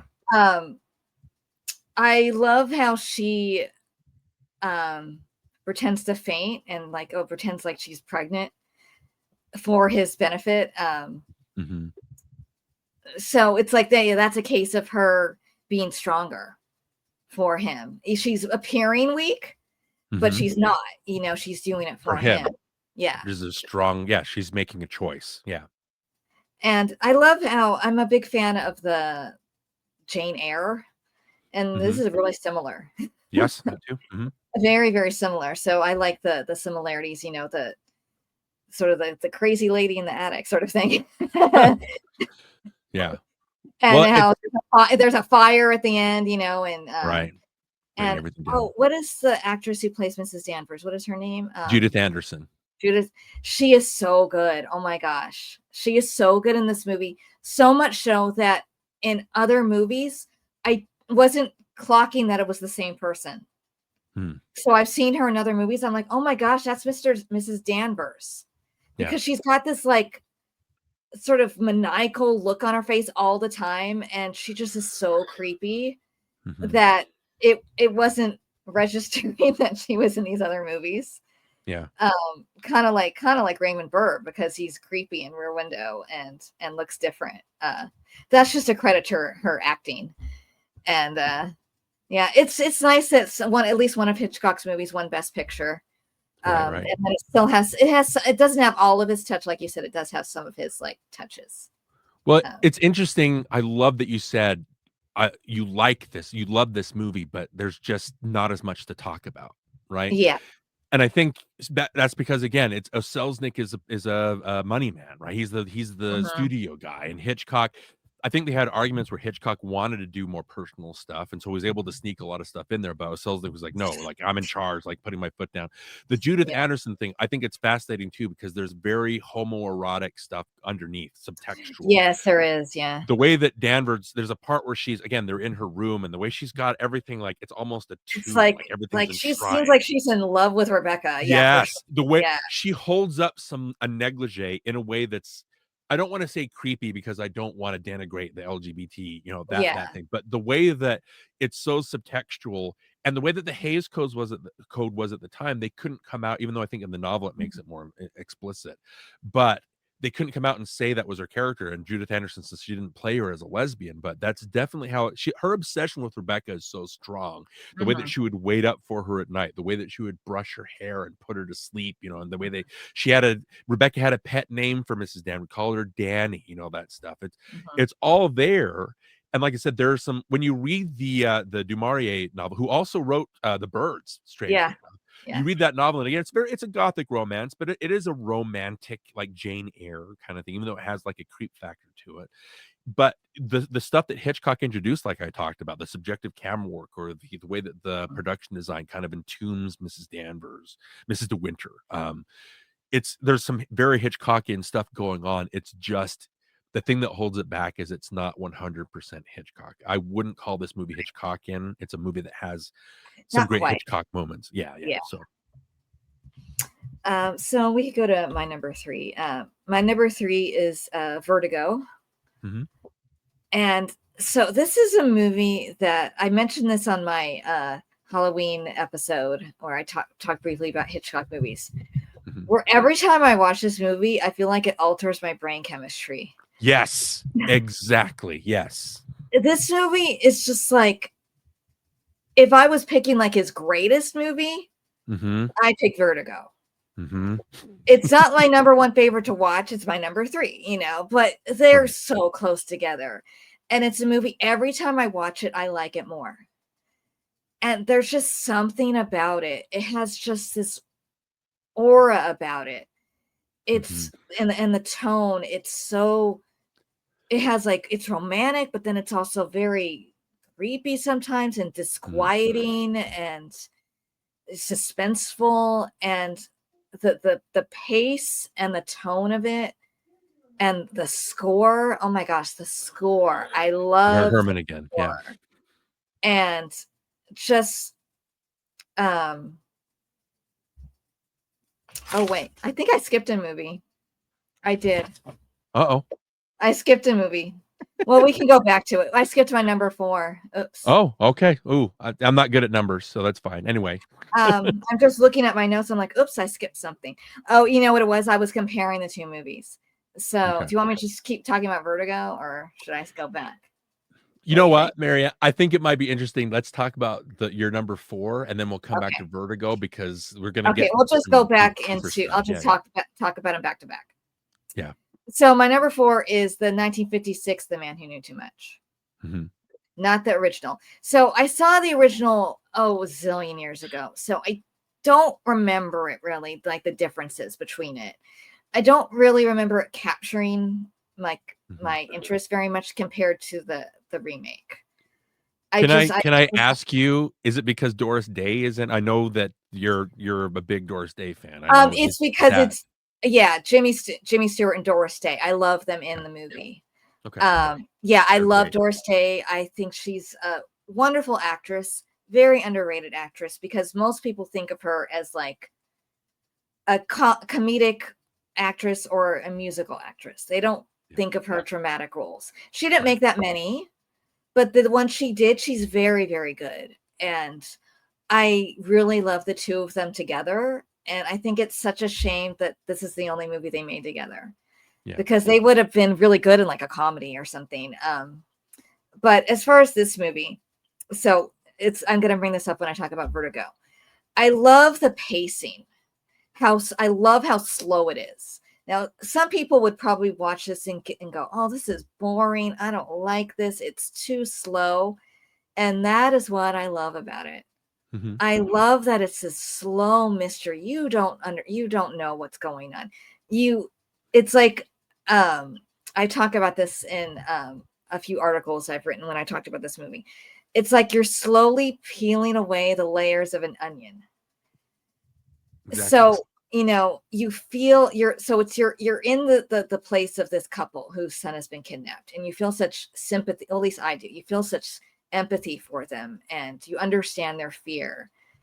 And so you're in, the audience is in their place. You don't know what's going on. You don't.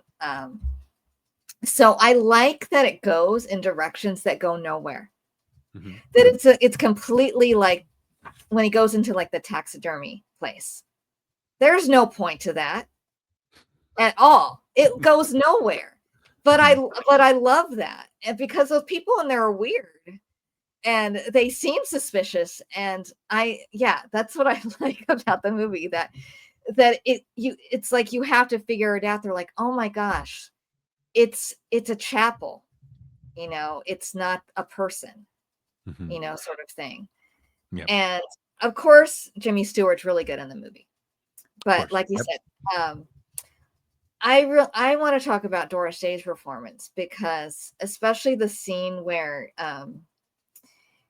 he has to tell her that the son's been kidnapped.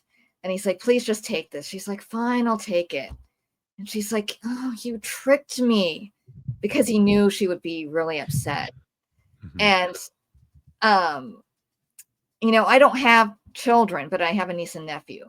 And oh my God, if something happened to them, I would react exactly like her. It's just, the fear of this little child that has been taken. It's just like, oh my gosh, it's so scary. And she's so good in that moment, because it's like, of course she's just like almost hysterical, but she's slightly sedated. So she's not as hysterical as she is like in that movie I talked about, Midnight Lace. She has a scene where she just has a complete breakdown, and it's almost tough to watch because she's so realistic in the moment. And I love the way that they incorporated her singing into it. It's not just, oh, let's give her a song to sing, because Doris Day's a singer. That they made it part of her character and part of the plot. Mm-hmm. So her being, it's not as obvious. Yeah. Right. Her being a singer is a way that they get them into this concert, so she is able to stop this assassination. Mm-hmm. Her teaching the song to their son saves his life, because he's whistling the song at the end. Mhm. So it's not just a showcase for Doris Day singing, which is wonderful. It's a cute scene when she's singing the song with the little boy and she's beautiful and everything. It's not just a cute little scene. It's important to the movie.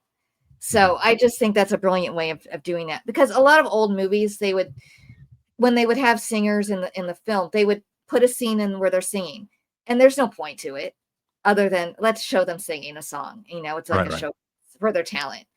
We So have Jennifer Lopez in here. She needs to sing something or dance. Yeah. But yeah, I really love this movie. I debated between like where to put this, 4 or 3, between this and Vertigo, and they're almost even, but Vertigo is just a little bit more interesting than this movie. But some very similar pacing and the way the mystery unfolds and everything. And this movie has my favorite ending in any Hitchcock movie, where he has a few movies where they're kind of like abrupt. You're like, oh, that's the end. And I just love they go where it's like all of a sudden happy. Sorry, we're late. We had to go pick up Hank. And then Yep. that's my favorite ending in any Hitchcock movie. That's great. Yeah. And so what are your thoughts on this movie? Well, I think your number one, I think I would vote as the best Hitchcock ending. That ending makes me cackle. But we'll come back to that. So, Man Who Knew Too Much. It's interesting if you look at the history. I don't dislike the movie. It's Hitchcock. It's hard to dislike the movies, right? Yeah. You look at the history. It's very strange looking at directors who remake their own movies. Like you look, just a few examples. You have Cecil B. DeMille, I think, made 2 Ten Commandments movies, one in 1923, the other in 1956.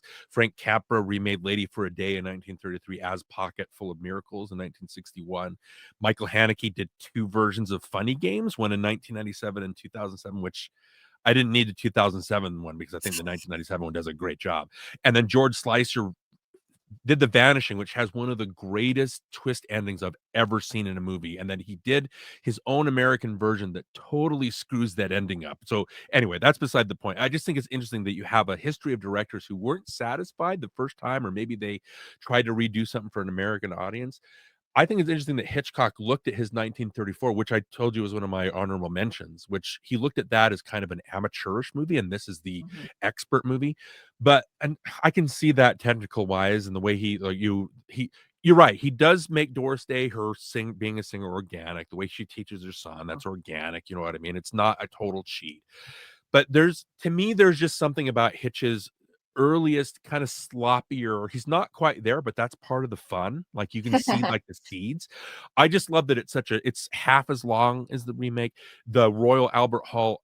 Here's the interesting thing is Hitchcock 1934, that was obviously very close to when they started making sound films as opposed to silent stuff.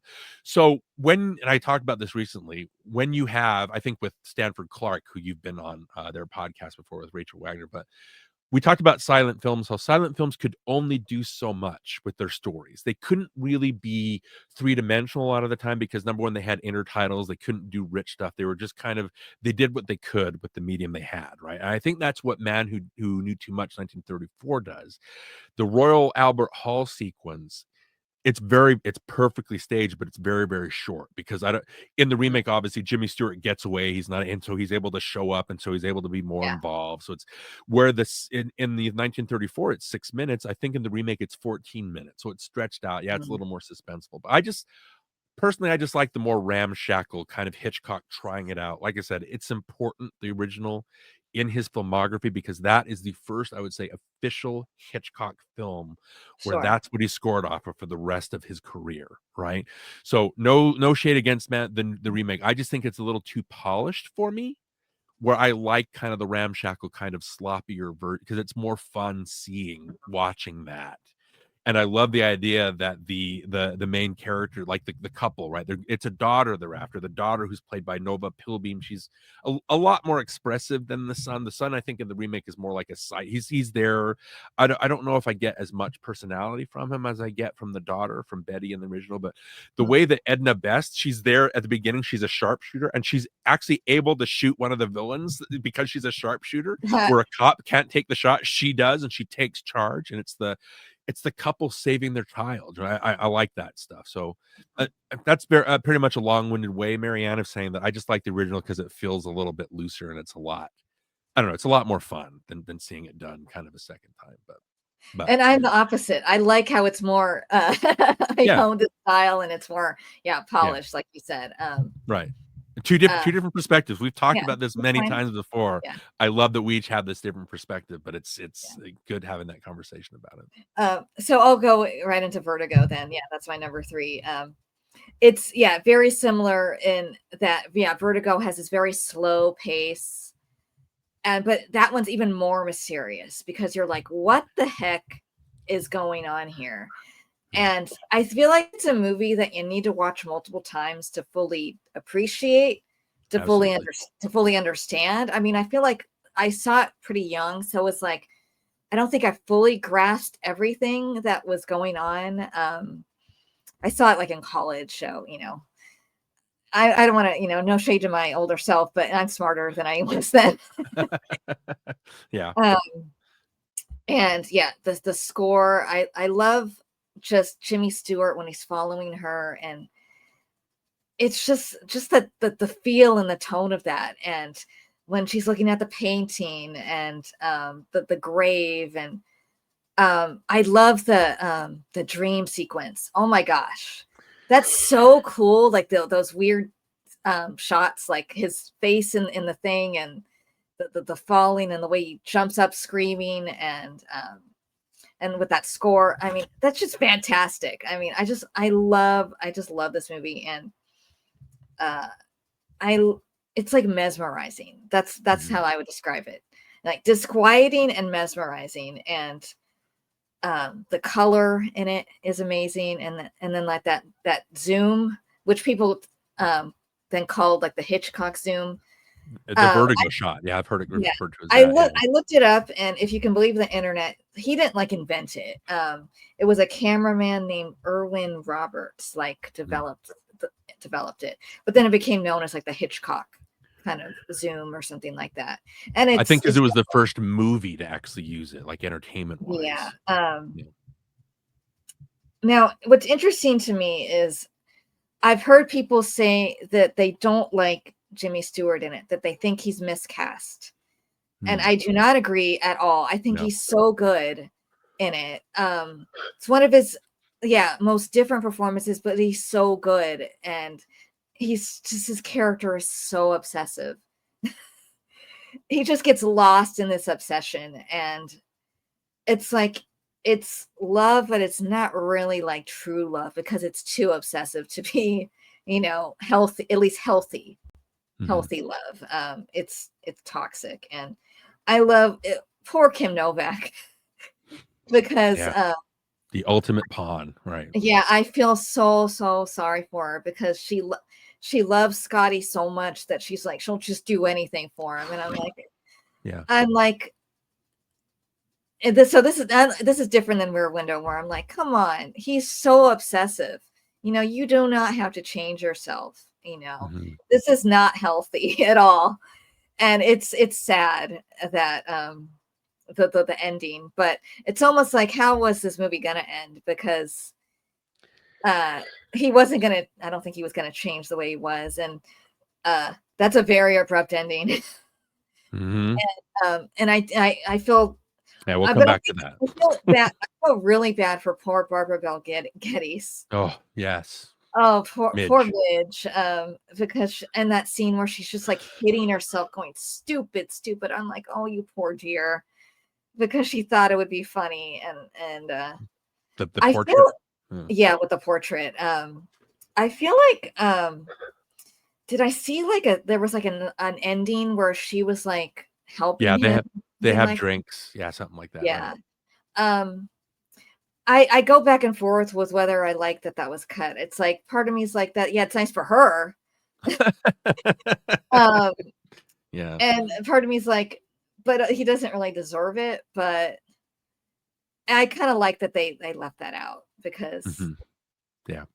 So it doesn't suit the tone. That ending does not suit the tone of the movie. Yeah. So you have this. Was this your number 1? This is my number 1. Yeah. And I love that you said it alters your brain chemistry, because every time I watch it, it does the same thing. You're talking about that dream sequence. It's even more surrealistic than the Dali sequence in Spellbound. That's how crazy that is. So again, we're coming down when I look at a filmmaker's perspective, right? We're looking at it from a director's filmography. I look at the greatest or the best as if you're going to take a 2-hour movie, what movie in a 2-hour block or 3-hour block, whatever, what movie is going to give you a window into this filmmaker's soul? And more than Psycho, more than Rear Window, more than Rebecca, even more than my number two, which we haven't talked about yet. This is the movie, for better or worse. This is what it's like inside Hitchcock's head. All right. It's got all of his obsessions. You've got the icy blonde. You've got the idea of obsession, the fear of heights. He was famously afraid of heights, and yet a lot of his movies include heights in it. Oh, There's I the didn't know that. Yeah, there's a manipulation of identity. There's the reality versus fantasy, the real love versus the idealized love. Everything Hitchcock is in this movie. If you want to know what Hitchcock is, who he is, the way he thinks, what he obsesses over, what his phobias are, sit down and watch Vertigo. As uncomfortable as it's going to make you feel, this is Hitchcock. And you're right. It's not where Rear Window, you get caught up in the fun of Grace Kelly and Thelma Ritter going over and kind of getting involved in the mystery. The way that Judy loves this man to a point where she's willing, how perverse and disgusting is I that know. she's willing to give up everything about herself to become this idealized version that he's in love with, where he has her change her hair, he has her change her makeup, has her change the way that she dresses and walks just And so he it's can not have even her attention. real. It's not It's even a not. real persona.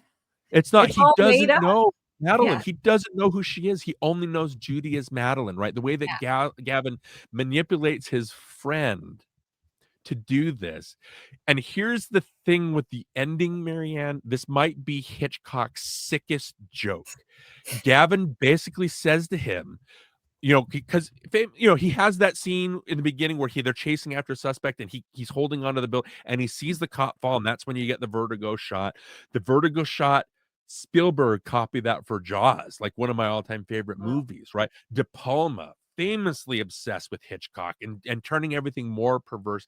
When he has that guilt and he develops his agoraphobia, is it agoraphobia or acrophobia, right? His fear of heights. Yeah. And the way that Gavin says, well, maybe what you need is another traumatic event to shake you out of it. And he does this whole thing with Judy. He takes her to the top of the church, and she sees the nun that's kind of like a harbinger of doom come out, and she falls to her death. I know. And Scotty walks out onto the ledge, and he's not afraid of heights anymore. Just like, did Gavin want that to happen? Was he trying to make his friend not be afraid? It's such a sick joke. The whole movie builds to this. That man is like evil. Like evil, right? Right. And again, if you add the scene with Midge, it totally takes away from that, and it softens that whole movie. As uncomfortable as this movie makes me feel, Marianne, it is so, first of all, it's so gorgeously shot. When Scotty is following Madeline around, they're in a restaurant, the walls are red.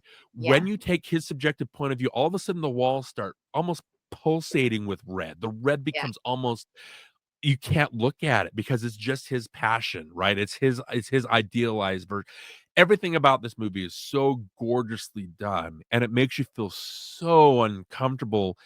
I think it's interesting that people are saying that he's miscast. I think that might be because this was the movie that, after watching It's a Wonderful Life or Shop Around the Corner or Mr. Smith, all these movies, you see Jimmy Stewart do this, and I think in your brain you don't accept it. You know what I mean? You don't accept that Scott is this terrible, obsessive. He's not mentally right. He's screwed up, right? That's exactly what's happening. The way that it kind of goes against everything you know about Jimmy, I think that might be why some people push back. Sure. Even though they won't say it, subconsciously, it's just because, oh, I don't accept this Jimmy Stewart because this isn't the guy that I'm used to, right? But that's part of the mystique. I'm just going back to, this is a 2-hour window into what Hitchcock is every phobia, is every obsession. You don't want to live in Hitchcock's brain. The way that he's so perverse with a lot of stuff, and it's fun in a certain way because you're kind of giggling kind of fiendishly at it, but this is the movie that sums him up. It's just... this is his masterpiece. When I think of the word masterpiece, Marianne, I think of a movie that you can argue over, that sums up its director and every one of his personal beliefs. And it's just everything that he is. And it's just, yeah, it's endlessly debatable, I guess. Yeah.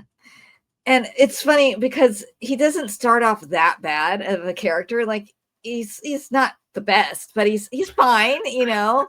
Yeah. But then he just slowly descends, you know. Yeah. Like he descends. It's almost like he goes mad practically. It's unforgivable. It is unforgivable. Jeff, it's forgivable because they have fun and they get away with it. You know what I mean?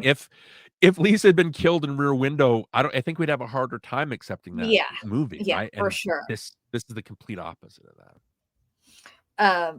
Just one other thing I want to say is I like this movie, just the whole look of it, and the scene with the painting where he's like staring at her and like looking at her hair and then looking at the painting. A couple years ago, I went to this museum in Anaheim, and they didn't have a painting like that, but they had benches, and I'm like, on the spur of the moment, I'm like, let's recreate the vertigo scene. So I'm sitting there, and my mom and dad are with me, and I'm like, do a zoom in on my hair, and they did it for me, and then I made a little thing on Instagram with the music just for fun. I'm like, so anytime I'm in a museum, I'm like, I got to recreate the vertigo scene because I just think it's funny. That's nice to help you out. It's just a fun thing to do. Oh well, they love the movies too, and they're fun like that too. Yeah. There we go. Okay, we're good. So we're going on to your number 2. Okay, number 2 is number 2 is Notorious. I think it's fun that it's fun basically talking about you. Vertigo is your number 3, right? It's fun being able to talk about, like you already talked about your number 2, so it's fun just having an organic conversation instead. But yeah, Notorious from 1946, which in many ways I go back and forth on Vertigo and Notorious a lot of the time because Notorious is just so masterfully done. And I've watched Notorious more times than I've watched Vertigo because Notorious makes me uncomfortable. I'm not going to lie, but not to the levels that Vertigo does, because Notorious has. Okay, just to skip to the end, the way that Cary Grant, who is one of our greatest, most charismatic, most lovable actors, the way that he plays Devlin as the standoffish, cold, kind of unforgiving character is so strange when you watch this movie the first time, because you're like, this isn't Cary Grant. Why is he such an a-hole? You know what I mean? Why don't I like him? Like, he's not treating Alicia like the way she should be treated. And he's judging her, like, even though he's the one that put her in this position and is making her do this, all this stuff.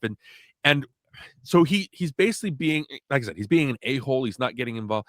And when it gets to the end, again, spoilers, and it turns out that Alicia, Sebastian, and his mom are poisoning her, right? And Devlin decides finally to man up and save the woman that he loves. And he marches into that room. And now Cary Grant, who we don't like in this whole movie, is owning the screen. You know what I mean? I can't say that loud enough. He's the man. He walks in there and says, you are not going to die. I am here to save your life.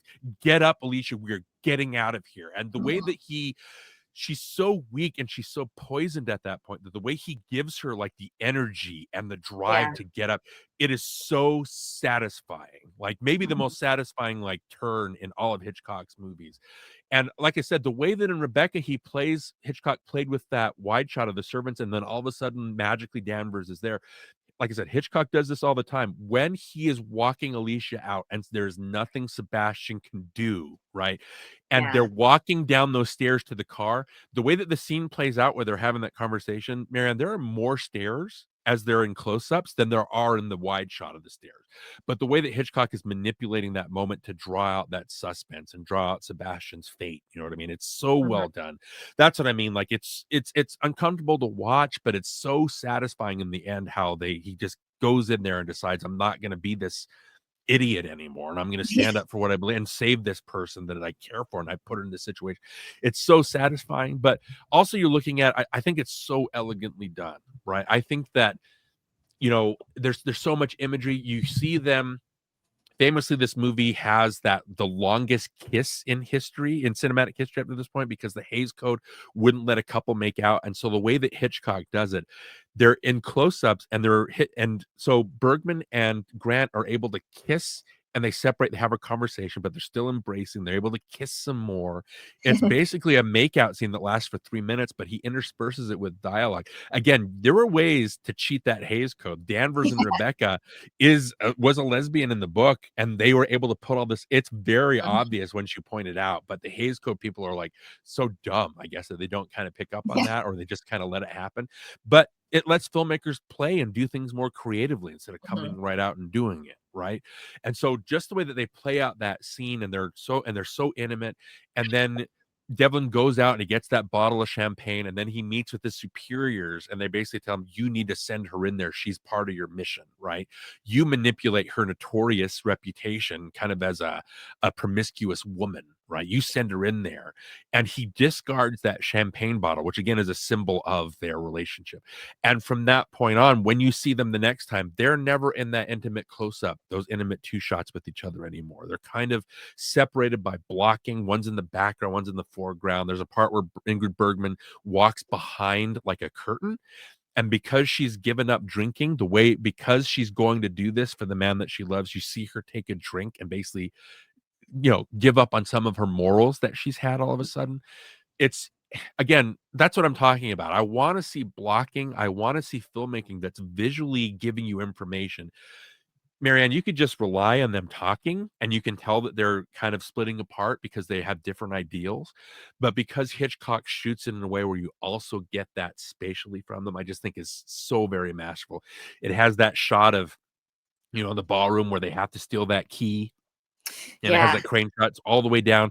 And the way they didn't know, I guess the aperture, they didn't know if they could get it exactly. So that's why you see Alicia on the far right of the screen. So when they finally zoom down and get in her hand, the hand is able to be in center frame where it needs to be, like I talked to you about with a close up. So yeah, all of this stuff is just, I love watching Hitchcock because when the sound and the visuals and the dialogue, they all meld together to give you an expression of what's happening. That's what I watch movies for. And I think Hitchcock might be the best at that. You know what I mean? I love that our sympathies are with Sebastian more than with Devlin. They're with this Nazi sympathizer, right? Who's poisoning this woman. And yet the Claude Rains character, we're more sympathetic with him because we know he's being forced in this situation. He's the product of a domineering mother. That he's more in love with Alicia than Devlin is. You know what I mean? He's more appreciative of her than Devlin is. And so that's why I don't like Devlin. We're kind of apart from him, and that it's weird that we sympathize with this Nazi guy, that's trying to smuggle all these chemicals or whatever out of the country. I don't know. I love movies that do that have that kind of three-dimensional kind of play. So this is an interesting movie. So I saw it for the first time a few years ago, but I'm like, I need to watch it again for the purpose of doing this, because I didn't remember it well enough. And I remembered you really loved it. So I'm like, he's probably going to have it on his list. Right. So I'm glad I rewatched it. Well, I don't have any sympathy for Claude Rains when I'm watching it. Because she's, well, obviously because he's a Nazi, and because she's forced to marry him. And I'm like, I could see that he loves her, obviously, but I don't know, because he's like not a good person. I have no sympathy for him. So that's where we differ. I can see that though. That's fine. I sympathize with that. I'm not quite as harsh on Cary Grant as you are. I do get angry with how mean he is, because he's so hurt, and he doesn't know how to deal with his emotions, obviously. He lashes out. That he just lashes out at her, and I'm definitely angry with his character at that point, when he's just like being so mean, and he's like, dry your eyes, baby. And I'm like, oh, this poor woman's in this horrible situation that's not her fault. And but I love the filmmaking in this movie, like the close up of the keys, and how they can make that you add the suspense by doing things like that, and the stuff with the wine bottles, and yeah, and that last moment where, yeah, I love that Claude Rains, he can't do anything. He's completely powerless, and the way that it's written and structured so it gets to that point. That's the only moment where I do feel not sympathy, but a little bit, because you know what's going to happen to him. Yeah. I did feel a little sympathy for the other man who made a mistake, and he knows what's going to happen to him. And I did feel a little bad for him, honestly, even though he's like a Nazi too. Right. But I'm like, well, they're pawns though, in a way. They're not completely evil. So that's where you have that sympathy. The worst, yeah, I feel like the mother's the worst. Yeah, in the worst character. Yep. But Hitler obviously is going to be, of course, yeah, he's the worst of them all, I think. Yeah. I think he is. What is the one actor? The one that's like their boss. It's, who was it? It's because he's in other movies, not like Hitchcock movies. He's in other movies. See the Secret Service guy or somebody different? Who was? Yeah, he's like the head of the Secret Service, and Cary Grant's in there talking to him about stuff, and he's sitting there and he's like so nonchalant about what's going on, about the serious stuff. I'm like, God, don't you care at all about the situation she's in? And he's like sitting there like eating something, and I'm like, he's like, oh, whatever, and Cary Grant does seem more concerned for sure about her situation than that man. I should look it up, because I remember thinking, oh, he's in this movie, because I had no memory of him being in this movie. Who is it? Is it Louis Calhern? Is that's it? Thank you. Okay. Yeah. I'm used to him like in these, like, where he's playing like these sweet like roles, like these MGM movies that are like comedy. And Get Your Gun. I think he's in that one. Yeah, he's in this like movie with Van Johnson and Janet Leigh. It's like this cute little comedy. So that's what I'm used to, and I'm like, I wasn't expecting him to be in the movie, but I was getting perturbed at him. I'm like, you're in charge of these people. You made her marry this man and subjected herself, obviously physically. Yeah. And you just seem so nonchalant about everything that's going on, and I'm like, that bothered me, for sure. Right. Way more than Cary Grant in the film. Just from my perspective, this is Cary Grant's like most handsome, like this era of films. Even though he's handsome in like when he's older, because he basically looks the same. She's just got a little gray hair. He is very handsome. Older. Things like that. He's very handsome older man. He doesn't look any different. This is probably my favorite performance of his. I know he has your number one has a great movie star performance from him, but this is him actually playing against types like dramatic, like acting. Yeah, this is very good of his. Yeah. He's an actor that I feel like doesn't get enough credit, because he was such a like charismatic like movie star. His like acting doesn't get enough credit. Right. And he had like traumatic turns in this movie and other films where he's very good, and because he can be really funny, and I feel like people think of that more than like a movie like this. But he's very Arsenic and Old Lace. He's very funny in that. Oh, he's so funny in that. That was on my Halloween podcast episode. Because he famously hates his performance in that movie. Yeah, he's not very happy about a lot of or he doesn't praise himself a lot, which is cool, he's so funny. And I'm like, he goes, I'm too over the top. I'm like, you had to be over the top in that movie to match everybody else. Yeah, absolutely. Because he's like the only sane person practically besides his wife. Practically, yep. But yeah, he's very good in Notorious, and Ingrid Bergman is so good, and of course, I feel like this movie, I'm like, she's so beautiful in black and white. I don't want to say she's more beautiful in black and white than she is in color, but there's something about the way, I guess maybe the way they have to light black and white films Mhm. that she's just luminous, you Yeah. know, especially in this movie. When I was rewatching it, I'm like, gosh, she's beautiful, you know, and Mhm. her performance is so good, and she's a wonderful actress. And She's you have this and you have Casablanca, and in Casablanca, the way they shoot her especially, there are shots where I'm like, "This might be the most beautiful."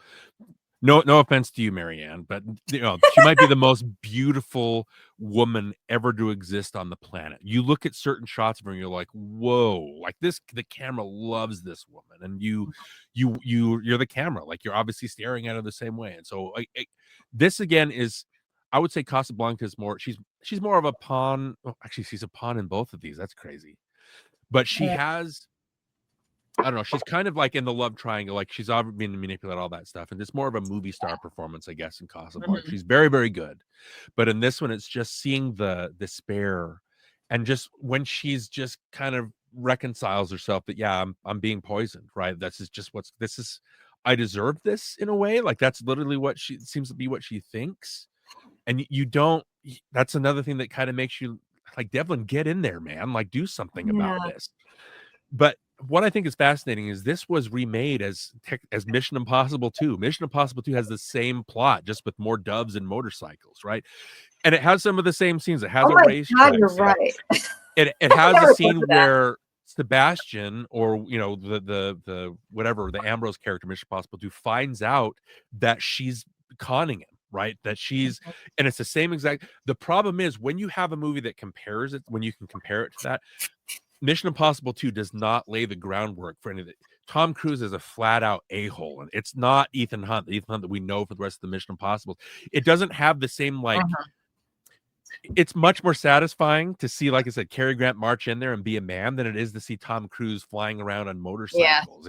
You know what I mean? It's like yeah, it takes the Notorious plot without understanding what made Notorious work. It doesn't lay the groundwork for any of the characters. It's just weird that you know, you have this movie that's such a classic, and then you remake it as I don't hate Mission Impossible 2, but it's no Notorious. You know what I mean? It's weird to me. no. I can't believe I never thought of that. You were 100% right, that it's like the exact same plot. Yeah, And yeah, none of, without any of the grace. Yeah, I don't like that movie really.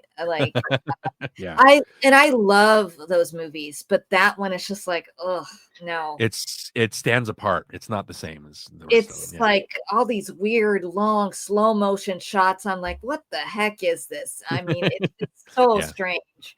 yeah, And too much of the motorcycle racing, and like it's like all style, no yeah. substance sort of thing. Yeah, And definitely this not as Notorious. Notorious is style and substance. That's what you need Yeah, out of movies. So yeah. And you're very sweet, but I'm not delusional. I know I'm not as beautiful as Ingrid Bergman or I like just Grace don't like. Kelly, you I know. don't like say this is the most beautiful woman ever when there's another woman in the. You know, you just. No, she is. I mean, come on, she's beautiful. Yeah. Yeah.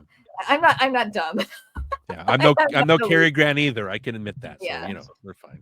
But you're sweet to say that. So I think we only have my number one. You're Is number that right? one. Yeah. Yes, and like I Um, said, I'm so glad that I'm able to talk more about this. So yeah. So my number one is North by Northwest. mm, great number one. So I rewatched so many movies, so I was debating on the order of everything. And so it's almost like they're all even, but I chose this one as my number one because I feel like it has like everything in it that I love in a Hitchcock movie. Yep. So it has like the great cast, you know, it has Cary Grant and Eva Marie Saint and James Mason and Landau. Yeah. Martin Landau and oh, I forget the woman who plays his mother, but she's great. Mhm. Jessie Landis, is that her name? Or Jesse Jessie Royce Royce Landis. Yeah, yeah, Landis. yeah. Yeah. It has the mystery and suspense. It has the moments where you're like confused and like befuddled, and it has romance. It has lots of humor. It has a lot of humor, which I love. And an amazing score. Yeah, another great Bernard Herrmann score, and just great style and direction and shots from Hitchcock. And So this, I would argue that, people think of Hitchcock, they think of Psycho, right? That's like his most iconic.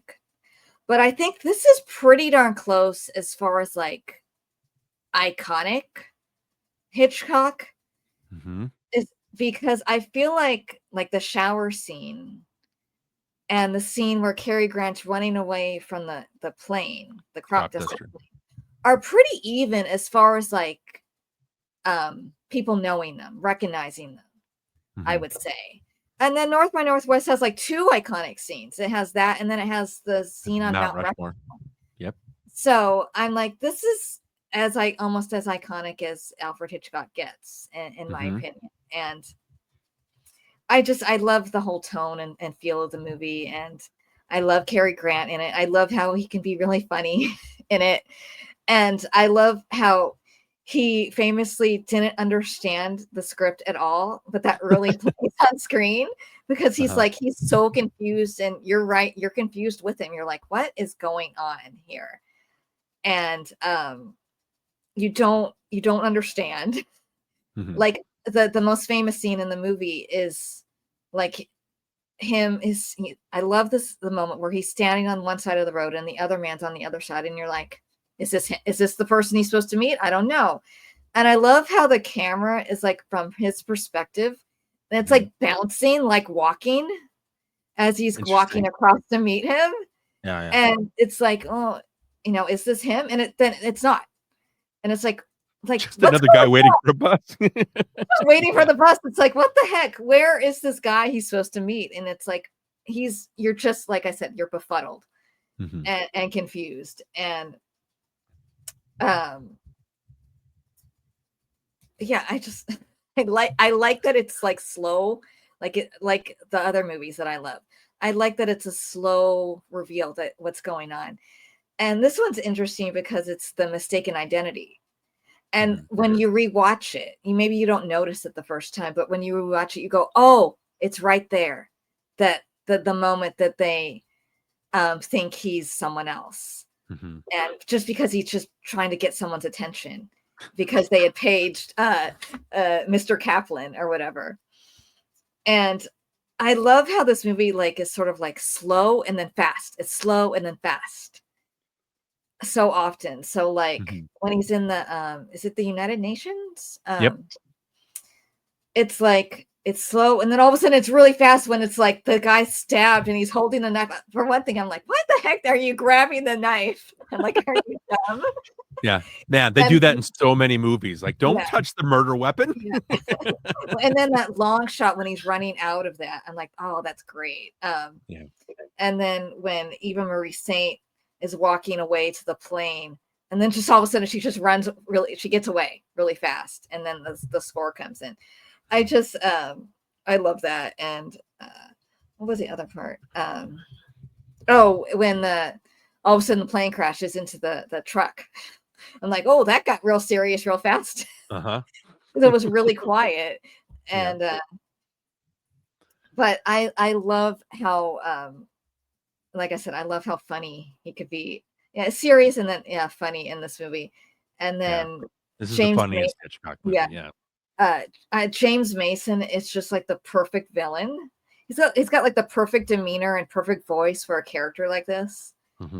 And I really like Eva Marie Saint, how she's really, I know it's like kind of a ploy, but how flirtatious she is. And then how he's like angry, kind of like in Notorious. And when poor thing's sitting there and she has to hold back the tears. That vulnerability is really, really close to the surface, I would say, for her. But I love that line where she's like, I'm a big girl. And he's like, yeah, in all the right places. Yeah. I wrote down several lines because I love the script. So when they're talking and she says she knows who he is, and he's like, oops. He says that. I just start cracking up. And then when he's wearing the sunglasses, and the guy, there's something wrong with your eyes. Yes, it's sensitive to questions. And then I don't like the way Teddy Roosevelt is looking at me. Yep. And then the other one was, I didn't know, what is it? I didn't know you collected art. I thought you only collected corpses. Yeah. Corpses. And I love that whole scene in the auction. That is so funny. It's so funny. When he's like, yeah, $5. How do you know that's not real? That could be a fake. And then in the police station when he's drunk, that's really funny. Yeah, they didn't give me a chaser. Yeah, yeah, but then it's obviously serious too. It's like a spy thriller, and the whole thing on the Mount Rushmore, so fantastic. And I love movies that have trains on them, especially like older films, because it just has that nostalgic vibe to it that I'm like, every time I watch a movie like this, I'm like, I want to go on a train that looks like this. I don't know how many exist still, but if there's one, I want to go on one and pretend I'm in an old movie. So like I felt like that way when I watched The Lady Vanishes for sure. Is there anything else I wrote down? I love everything combined in this film. It's just perfect for me. Everything you want in a Hitchcock movie, right? Yes. Okay. Well, it's really great. Like I said, this didn't make my top 5. It made my honorable mentions, and again with Lady Vanishes and 39 Steps and Man Who Knew Too Much and Foreign Correspondent, they all have the same kind of entertainment level for me. But if I were to take all those, I think North by Northwest is the epitome of those, because it's everything that Hitchcock's been building up to. It's fascinating that you had Vertigo the year before this, which is his most personal movie. And then he decided to do this. He just wanted to do something fun. He wanted to do something fun and light. And then the next one he figured, I'm too much of myself. I need to do something completely different. And so that's why I made Psycho. So I think as a 3-movie kind of marathon, this gives you the best kind of idea of who Hitchcock, like his trajectory as a filmmaker, right? What made him so famous.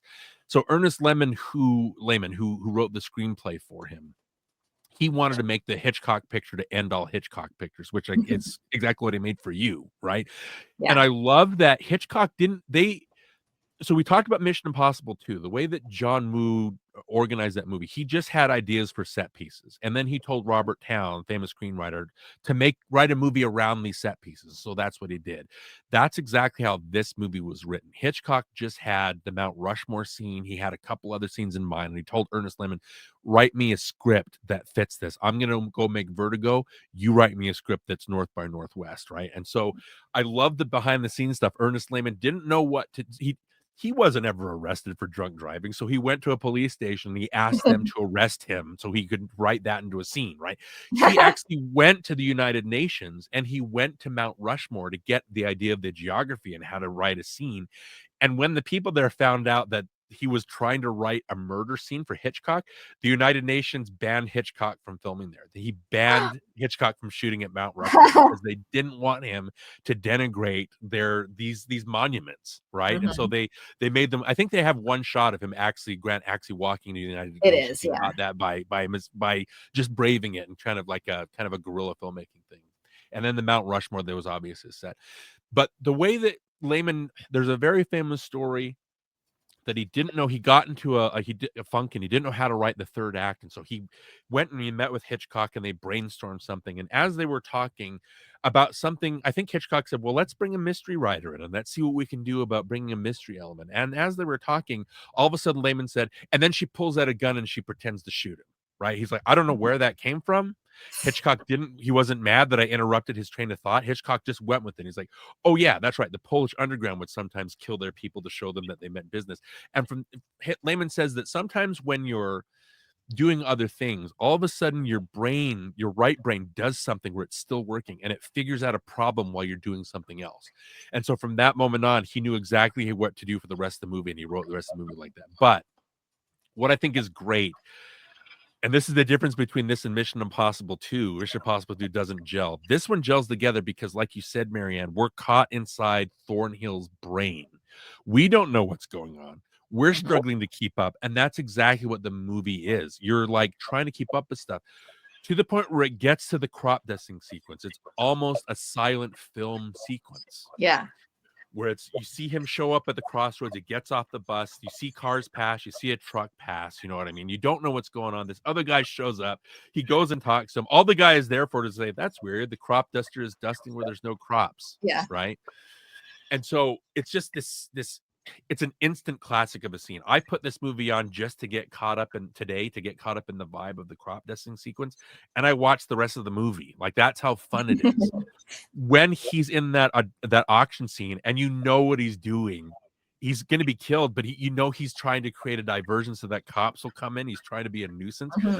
Once you realize what he's doing, it's so fun watching him play with the auctioneer's like literally like confused, like what's happening? You know what I mean? And it feels so modern. It feels like you could have done that today, whether it's the way that it's shot or whether it's the dialogue. It feels like this. You could watch a movie today and it would be great. The funny stuff when he escapes from his hotel room and he in the hospital and he climbs through, I think it's Patricia Cut today, and he crawls in and she's like, stop, and then she puts on her glasses, she's like, stop.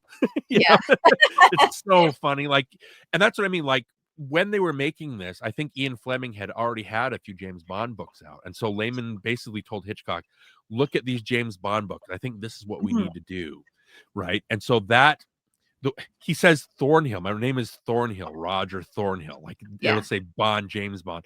The James Bond movies. It's funny that Hitchcock took inspiration from the novels, but then the James Bond movies took inspiration from North by Northwest. It's a very James Bond visiting different exotic locales. There's suspense sequences. There's action. You pick this as your number one. I think that's a great number one. It is what you want, and it's so fun, and it's suspenseful, and it's everything you want a movie to be. Like we talked about, the train going into the tunnel at the very last shot as they're consummating their marriage. Yeah, I love that. It's so delightful. This movie is just a delight from start to finish. Yeah, this would probably be my second favorite ending. For sure. Yeah. It's great. It's great. Because it's so like abrupt and you're like, wait a minute. Yeah. So a couple things, just to piggyback on what you were saying. Well, one, I think it's interesting how you never know what the heck the information is. It's just sensitive information, but it's really not important what it is. It's just about it can't get out, basically. They can't get it's about thwarting him, basically. It's not about what the information is, it's about the journey to stop him. Yeah. Which I think is interesting, because movies now, it's all about we have to explain everything. And the other thing is a couple like interesting behind the scenes things. So sometimes I forget about the order that the movies come out. So when they were making Vertigo, Alfred Hitchcock showed Jimmy Stewart the script for North by Northwest, and Jimmy Stewart's thinking that meant he wanted him in it.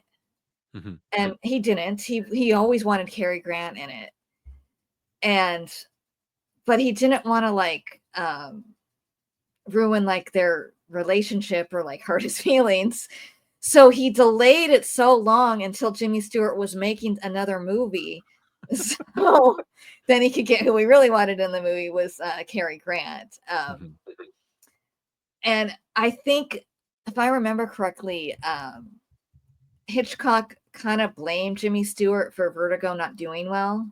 Like you gotta blame something, like because people didn't like him in the film, like I guess it's because of him or something like that. They couldn't accept him in this part. So, right.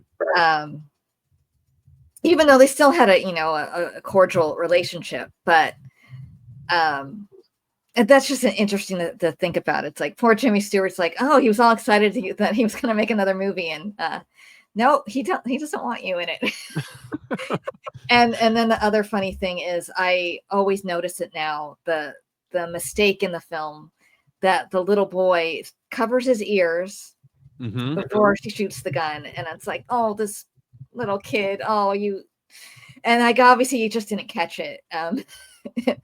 And it's in the movie. So for anyone who doesn't know, when Eva Marie Saint pretends to shoot Cary Grant, in the background you can see a little boy cover his ears before she does it, because the gunshot's loud, and he didn't like the sound of it. Right. It is interesting. So there is I think there's one shot that actually is at Mount Rushmore, but the rest of it is a set. I think one of it, it's like the parking lot or something, is real. That's like the one he was able to get away with doing. But now, have you ever been to Mount Rushmore before? I haven't. No. Because every time I watch this, I go, is there an actual like restaurant like place like that? Because if there isn't, I'm going to be disappointed. That's a tourist trap. Yeah. I want to go there and want it to look like that. I'm sure it doesn't. There might be like a little like restaurant or something, but it probably doesn't look like that, and I'm going to be sad. But every time I watch that movie, that's what I think. Every time I go, I think of Mount Rushmore. I think of North by Northwest, or I think of National Treasure 2. So there. So when I was rewatching it the other day, I'm like, oh look, there's Nicolas Cage. Yep. But well, it's funny that we went this whole time without mentioning the word MacGuffin. Like you talked about how the secret or whatever they're after this time. Oh yeah, that's kind of the MacGuffin. Yeah. Hitchcock famously, I keep saying that word. That's like my favorite word lately for whatever reason. But the MacGuffin is the thing in the plot that everybody is after, but it doesn't matter, like you talked about, right? I think because Lehman didn't know what the plot was, like they introduce it so late that it doesn't matter. I think so. I want to tell. So the story is that Hitchcock he says that defining a MacGuffin, it might be a Scottish name taken from a story about two men on a train. One man says, "What's that package up there in the baggage rack?" And the other answers, "Oh, that's a MacGuffin." The first one asks, "What's a MacGuffin?" Well, the other man says, "It's an apparatus for trapping lions in the Scottish Highlands." The first man says, "But there are no lions in the Scottish Highlands." And the other one answers, "Well, then, that's no MacGuffin." So you see that a MacGuffin is actually nothing at all. And so I even like when the professor comes up and he's actually the agent or whatever, and they're chatting, Hitchcock drowns out the sound of them talking. Oh yeah. Because it doesn't matter. Like it doesn't matter what's going. All that matters is when the agent finally says, "You put her in this situation. You're the one that has her in danger now." That's what matters, right? Doesn't matter what they're after. He's got to go help her. He's got to go help. He's got to get her out of the fix that he's put in, right? And so with the MacGuffin, I think people misunderstand it. Hitchcock gets it. He's the one that basically coined it. Like George Lucas thinks that R2-D2 is the MacGuffin, which is not right. If you can actually use the MacGuffin and it becomes important to the plot and people use it, it's not a MacGuffin anymore. So you can't go around saying that something is a MacGuffin. It's not. But I love that this is the ultimate MacGuffin. Like it doesn't matter what it is, and they even drown out the sound when they're trying to explain what it is. I love that part. But wait a minute. People say R2-D2. They think, what? That doesn't even make sense. George Lucas says. George Lucas basically looked at the MacGuffin and said, "That's not what it means. I think you can actually think it's important," which is like, you can't do that. You can't go in and like redefine a word and say it's different. You know what I mean? The Ark of the Covenant is not a MacGuffin because they use it. Like Indy is able to manipulate it, right? In Transformers, like the spark, the box, or whatever, it's what everybody's after, but it's not a MacGuffin because they use it to defeat one of the villains, right? I think the MacGuffin is a hard balance, but I think Hitchcock gets it because again, the uranium or whatever they're after, Notorious, that doesn't matter what it is. What matters is the situation that Alicia's in. So just the fact that you have that everybody's chasing after, I think that's the difference here. That's funny. I've never heard that, but he's wrong. Yeah. You know, I love George Lucas. I love Star Wars, but that's not right. Yeah, nope. Well, that's why he's not like the greatest director in the world, you know. Right, or the greatest storyteller, but yeah, I get you. But I guess that's gonna do it for our Hitchcock talk. Let's recap our top 5 for everyone. Okay. So number 1, I have Vertigo. Number 2, I have Notorious. Number 3, I have Rebecca. Number 4 is Rear Window, and number 5 is Psycho. Okay. Number 1, I have obviously North by Northwest. Number 2, Rear Window. Number 3, Vertigo. Number 4, The Man Who Knew Too Much, and number 5, The Birds for me. Awesome list. Yeah. So we went long again, but that's okay. It's Hitchcock, right? I It's, mean, it's you know what? It's like, because his movies are so, like, there's so much to them that I feel like you have to talk a lot about his films. It's like they're not shallow, you know. Yeah. They're intensive, and it's interesting. I've never seen any James Bond films. Not because I wouldn't like them. I just never have. I really want to. And now I want to compare them to North by Northwest. The Connery ones, especially, that they compare pretty well because they were made around the same time. So I'd recommend those for you. For sure. And yeah, I definitely want to watch the ones with Daniel Craig. But I hope everyone enjoyed our Alfred Hitchcock talk. If you did, please give the video a like. Please subscribe to the channel. And everyone go subscribe to Darin's channels, Nostalgia Cast and Back to Bluey. Those are great. Thank you for being my guest again. Anytime. It's always a pleasure talking to you. Okay. Yeah.